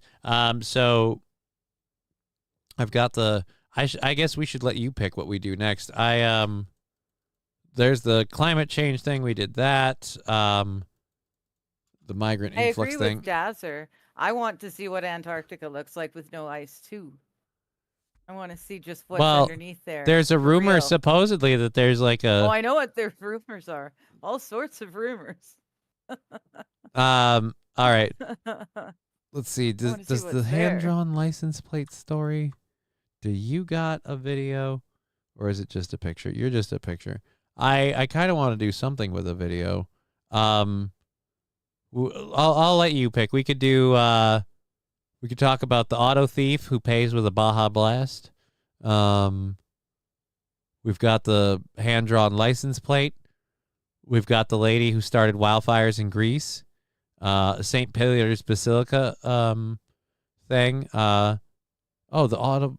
I don't know why that's in 2 spots. Maybe we should do the Baja Blast one, because that one's in 2 spots. Might as well. It's more lighthearted. It is. I want to be. It's the end of the show. We got to keep it lighthearted, and we're ending because it's National Mushroom Day. I really hope that's the thing. I haven't looked into this, so I really hope nobody's hosing me. If it really is National Mushroom Day, then by God do I have a video for the end of the show, and I didn't even know it. We grabbed it just by chance. Damn, why is that public? Fuck you, Streamlabs. What? Oh, I freaked out for a second. Just subscribed to... No, it's just Rusty.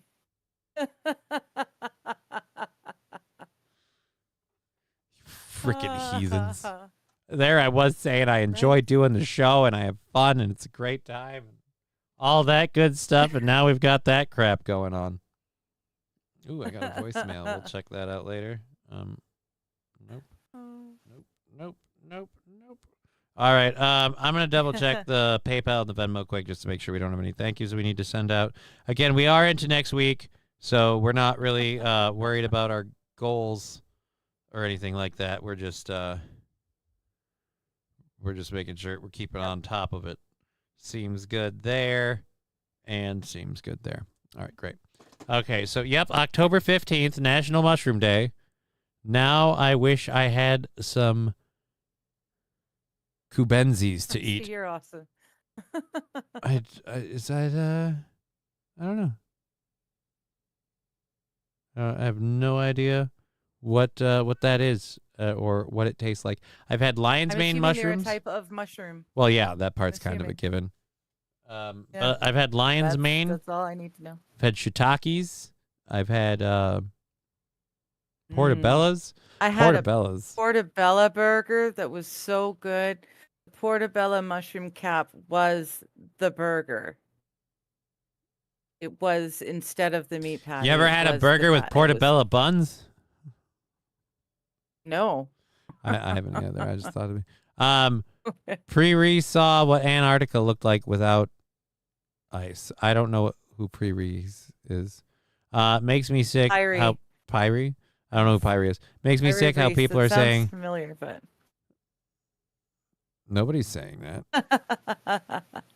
Well, he pocketed the money, yeah, but it's still sitting there in the account waiting for the move. It was used for moving supplies, and now the rest of it's sitting there waiting for somewhere to go. Again, I also am the same person who quit fucking pushing the GoFundMe because I said the moving thing is all up in the air, so there's that. All right, whatever. Blue ring mushrooms are good too, says Mr. Q. Mr. Q, are you talking about the long, skinny, small ones and then it's got the blue ring? Those are the fun ones that we used to pick in people's backyard. We'd skip school and be picking those kind of mushrooms out of their backyards and getting high. That is I cannot endorse any of this. That is not okay. They're very, very good. The blue ring mushroom. That is not okay. Anyways, so as I was saying, our other story that we have here, California Highway Patrol, the driver's license thing. Oh, no, that wasn't the one we wanted to do. We wanted to do the Baja Blast one. All right, so this is in where? Portland. Of course it's in Portland. All right, so this one's in Portland. This one's in Portland. Portland judge finds car thief 1 bottle of Baja Blast Mountain Dew.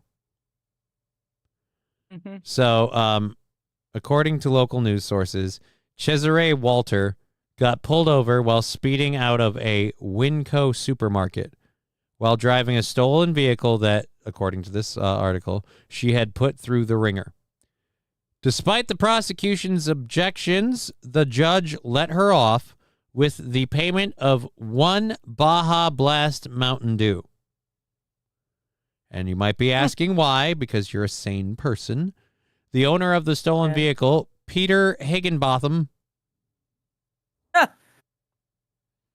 Apparently Frodo was busy. Peter Higginbotham recognized his 1996 Toyota Camry because it had a funny bumper sticker that read, "The book value of my car is 1 Baja Blast." And because he's from Portland, Higginbotham didn't want to see Cesare go to jail for stealing his car, so he asked the judge if Cesare and him could work out a civil compromise instead, one Baja Blast for the car. Yeah. Idiot. Sorry. I can't believe. Prosecutor Jacob Rhodes asked the judge not to approve the civil compromise, calling the resolution not appropriate and noting that the woman had prior property crime and theft convictions. So she's done it before. She's gotten away with it before. Please punish her this time. Nope. The guy she stole the car from says he'll take a Mountain Dew. The bottom line is the victim in this case doesn't want this to proceed. And I've heard enough to be satisfied that you are on a path in life that has potential. The state has enough cases to prosecute. I mean, if you mean prosecute, cycle back through and kick them back out, apparently. It's just, wow. I wonder if she's going to learn her lesson. Like, you know what? I really got to quit all this thieving. Otherwise, next time I might have to get someone a whole case of Mountain Dew. Mr. Q saying that was almost as trippy as mescaline. Again, never done any of these things. I never did do like mescaline. Done any of these things. Oh. So, chanterelle are good. Morels are amazing. Freshly sauteed in butter. Morels. I'm sorry. The story I just read at some reason said morels. It was in 1996, so the Baja soda was probably more valuable than the car, says Wild Sack. You know what? It was a That's true. It was a That's 1996 Toyota Camry. How much could it really be worth? You know what? I was gonna shit on this guy, this Portland guy, this whole time, thinking it was bullshit. Probably got a better deal. No, he probably won. Now that you point that out, now that I think about it, it is a 1996 Camry, so the Baja Blast is probably worth it. We're 15 minutes from our little 420 thing for those of you that want to join us on that. I got to keep an eye on that. Would you be able to pull me off for just a moment, please? Didn't think about how that one sounded when it came out, did you? Yeah, no, I didn't. You know what I meant, but no, that didn't sound. Yeah, no, that really sounded like you want naughty things. There you go. Yeah, no, I just really need to go pee and can't wait another 25 minutes. All right, you go do that. I'll lint roll my microphone. How's that sound? Because that's driving me nuts. While she uses the restroom and my mic stand goes limp on me. Where's my Allen wrench for tightening this motherfucker? Because this thing has been loose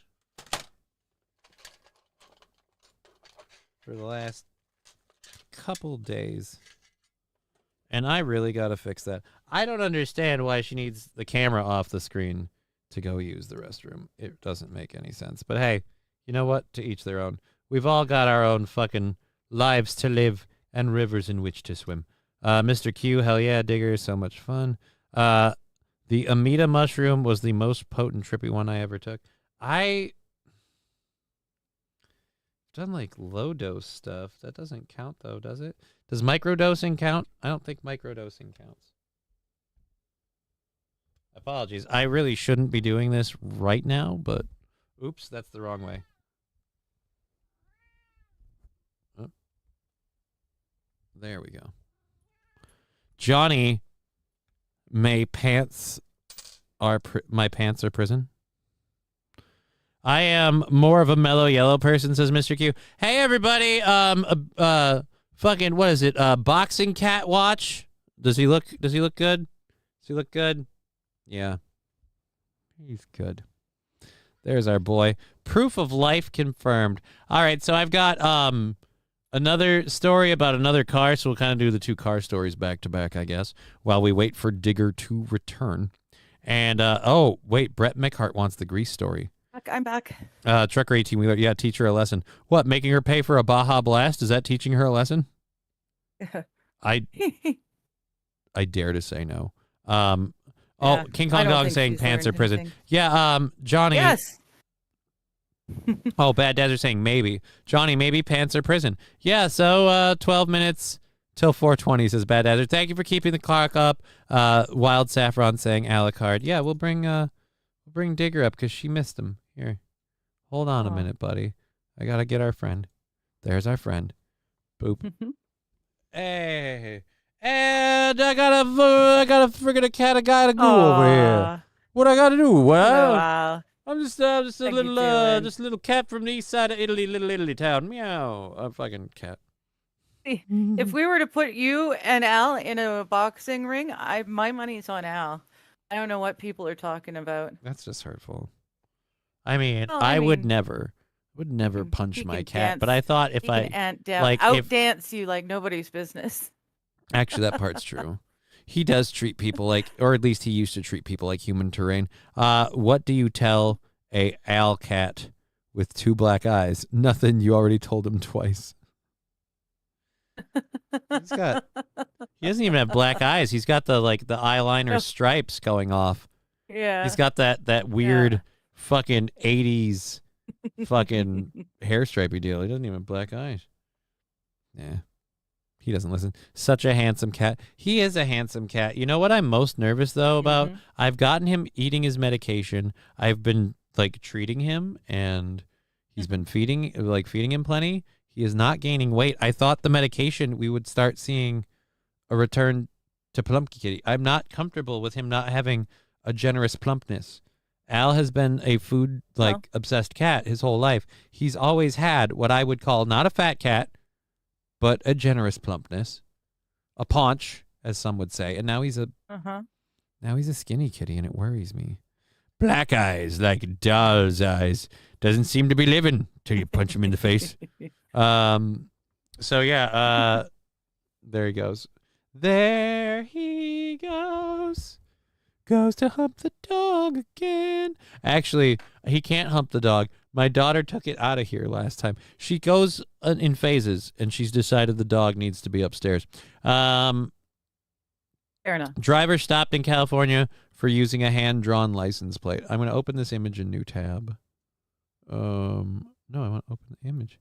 Open image in new tab. Don't do that to me. I think you liked it, or I thought you liked it. I can't do it. All right, we'll just have to go over here. They have the story embedded with the photo. This is out of is it Merced? Mercer? I always thought it was Mercer, but Merced? This is California. Officer Thornton made an enforcement stop on this vehicle after noticing something unusual about the rear license plate. Upon closer look, it turned out to be homemade. Well, we appreciate. Oh God, the cops had fun with the Instagram post. While we appreciate the effort to stay compliant after losing the original plate, California law requires vehicles to display state-issued plates only. If your plates are lost or stolen, you can easily get replacements through the DMV instead of breaking out the art supplies. So did this person actually have, was the plate valid or not? I thought it was illegal. Sounds like the plate was valid, except that it was hand-drawn. Sounds like they lost the plate at some point, and instead of going to get a replacement, they just... Nope, they were fake. Made their own. Oh, really? Fake license plates that had been hand-drawn to resemble an official California plate. Officer pulled over the vehicle. We noticed something unusual about the plate, right? We'll give the driver points for creativity, the officers wrote. The driver told the officers they had lost the original plate. Well, we appreciate that. Yeah, to break out the art supplies. Yeah, they don't actually ever say whether the original plate was, like, if their license plates were technically legal. Like, they weren't actual legal license plates, but like the plate was valid. If it was a valid number on the license plate, he wouldn't have gotten pulled over. He was like, again, I don't think they got pulled over. Well, no, I think the cop just came up on this person, and that doesn't necessarily mean it's illegal to use hand-drawn plates, apparently. Now I'm just confused. Well, you know what this is? This is a shitty story of government overreach. I mean, let's be honest. Paid the damn insurance. It's insured. Everything's on the up and up. He just lost the plate and couldn't go and replace it. He drew one instead. I think that's, He's got the little red sticker thingy here. Look, if the plates are paid for and insured, I really feel like this is weird. I also feel like why wouldn't you report the plates lost? Do you have to pay for them if they're lost? Do you have to pay for the new ones? I don't know. Well, that's the thing though. If someone stole your license plates, then someone's using these license plates on their car, and they're not legal. Like, you doing this makes it worse, actually. Like, if they are legal. I would actually feel better if you were faking. I do like that he put the dmv.ca.gov on the plate. It does. I will say this. This is not my first, this ain't my first rodeo. This is not my first fake license plate story. They look. Yeah, it's probably one of the better fake license plates. Yeah. One of the better fake license plates. I agree. One of the better ones. Strange. He just should have spaced out the actual number letters better. If that 3 and that W get a little bit more of a correction, that plate passes time and again. 8's also a little squiffy now that I'm looking at it. But if you straighten out those parts, it passes. And again, if the information's valid, between the first few. But I again ask, what happened to your other plates? And if you're like, oh, someone stole them. Like, right. So someone stole your plates so they could put your plates on either a stolen car or whatever. So your plates are going to be used in the commissions of, at the very least, something probably not legal. You may want to report that so that way those plates are not considered valid license plates. I don't know. What do I know? I don't know nothing. I don't know nothing. I know I got 5 minutes till 4:20. So for all the people, 2:15. For all the people that want to get on this, I want to do the Grease story. We did the Baja Blast one, so let's get you off of there. Ooh, we're moving through. We've got what? I got 3 stories left over from the show that we didn't do today that I could have for tomorrow, but I don't know if I want to save some of them. One of them is the Hamas thing.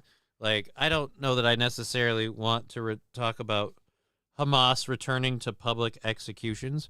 It's kind of a really bad look for Hamas, and it's going to give Israel that excuse to go right back in. But then again, if you believe Hamas I don't understand why people who ran away and actually managed to get out of the situation, why on earth would you want to go back? You know it's not going to last long. Like, you're out. Stay out. For your own safety. I mean, like... Cop cars have great tech, says Mr. Q. Okay. Yes, California does charge. Ooh, to get replacements. Hyundai Sonatas are actually kind of good cars to use. I have no idea what we're going on. Has some kind of technology in it with the camera that reads the license plates. Will you drive it by? Will you drive by it so you automatically? When you drive it. Oh. Yeah. Automatic license plate reader probably didn't register it, and that's what made him look in the first place. And then he realized that it was hand drawn. That makes sense. It's weird. The whole story is weird. I'm gonna do this one. This one's fun because of the lady's age. A woman in Greece has intentionally started 2 wildfires, and you're smiling because you know why. The audience may not. I'm so frustrated. Why are you frustrated? No, the audience.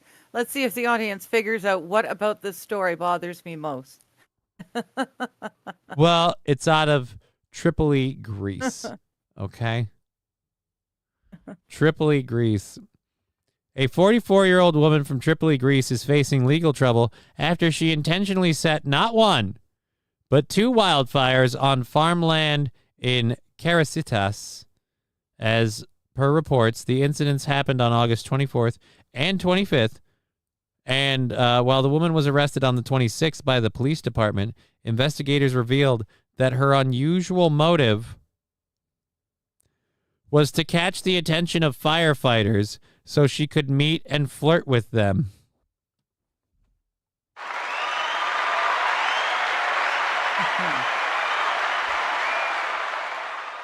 What part of that story do you think bothers me most? That she was flirting with firemen? It's the fact that she's 44 freaking years old and she should know better. She grew up in the same time, same era, same world as you and I did, as Mr. Q. I don't know, man. I'm reading this story. I'm seeing a lot of similarities. You and I started talking a lot when them Canadian wildfires came in, and we were talking about those.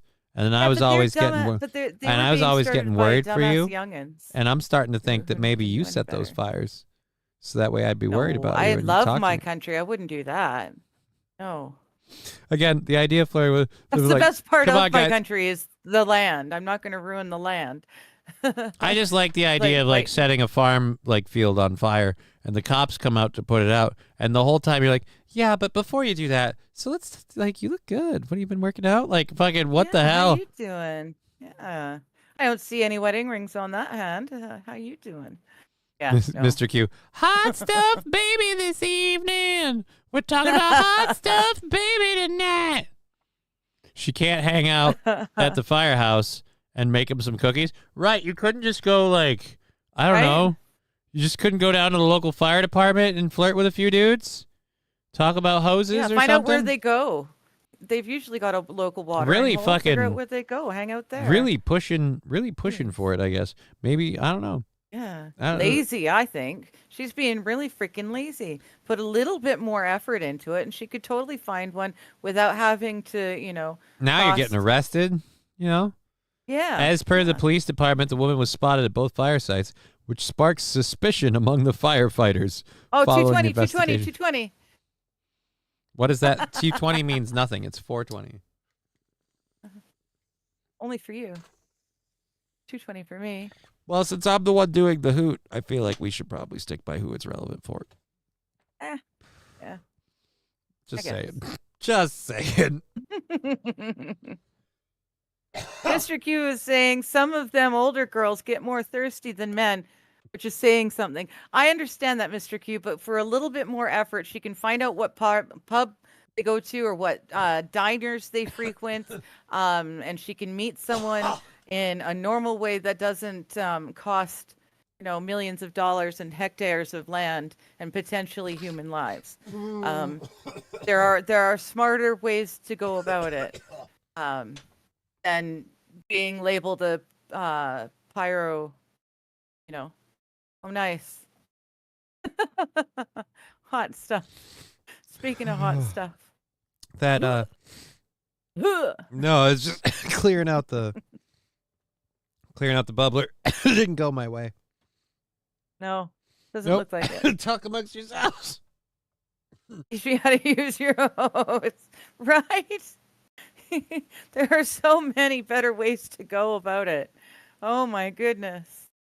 Mr. Q pointing out the trucker 18-wheeler. Hell yeah, that's how porn started.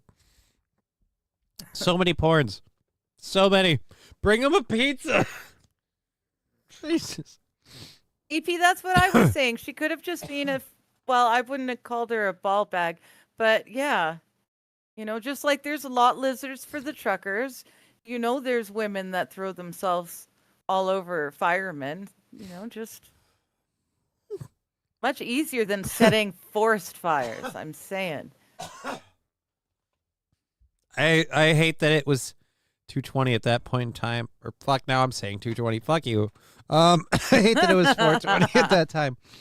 Because I have a great joke and I can't say it now.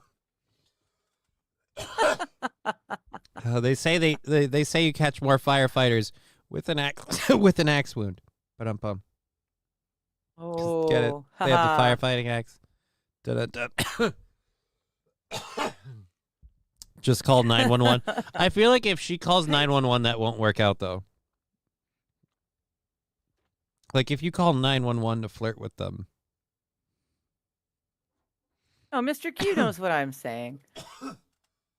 If she was smart, all she had to do was donate some cash to the fireman's ball, attend it, and then wait until she can catch the drunken dregs at the end of the night.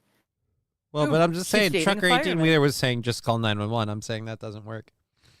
As per the local media, she has been sentenced to 36 months in prison and a fine of £1,000. I don't know what that is in in American money. I think that's a little less than $1,000. Meanwhile, the woman's prison sentence has been put on hold. If she commits another crime within a specified period, she will be asked to serve this sentence along with the new one. Fortunately, the fires that the woman started only damaged small plots of land and were quickly controlled by the fire department. On the other hand, no injuries were reported thanks to fast response from firefighters at both scenes. Well, yeah, because she called them as soon as she set the fires. Right?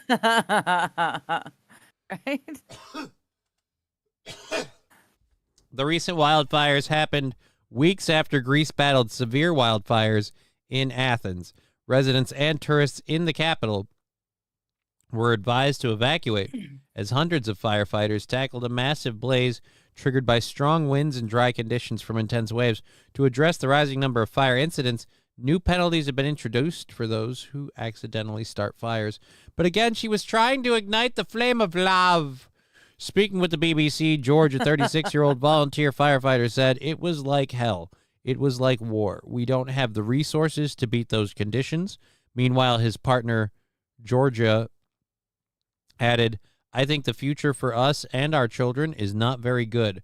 We love summer, but not like that. We're doing everything to destroy our planet. We have created cities that might not be exactly in the right place and in the right type.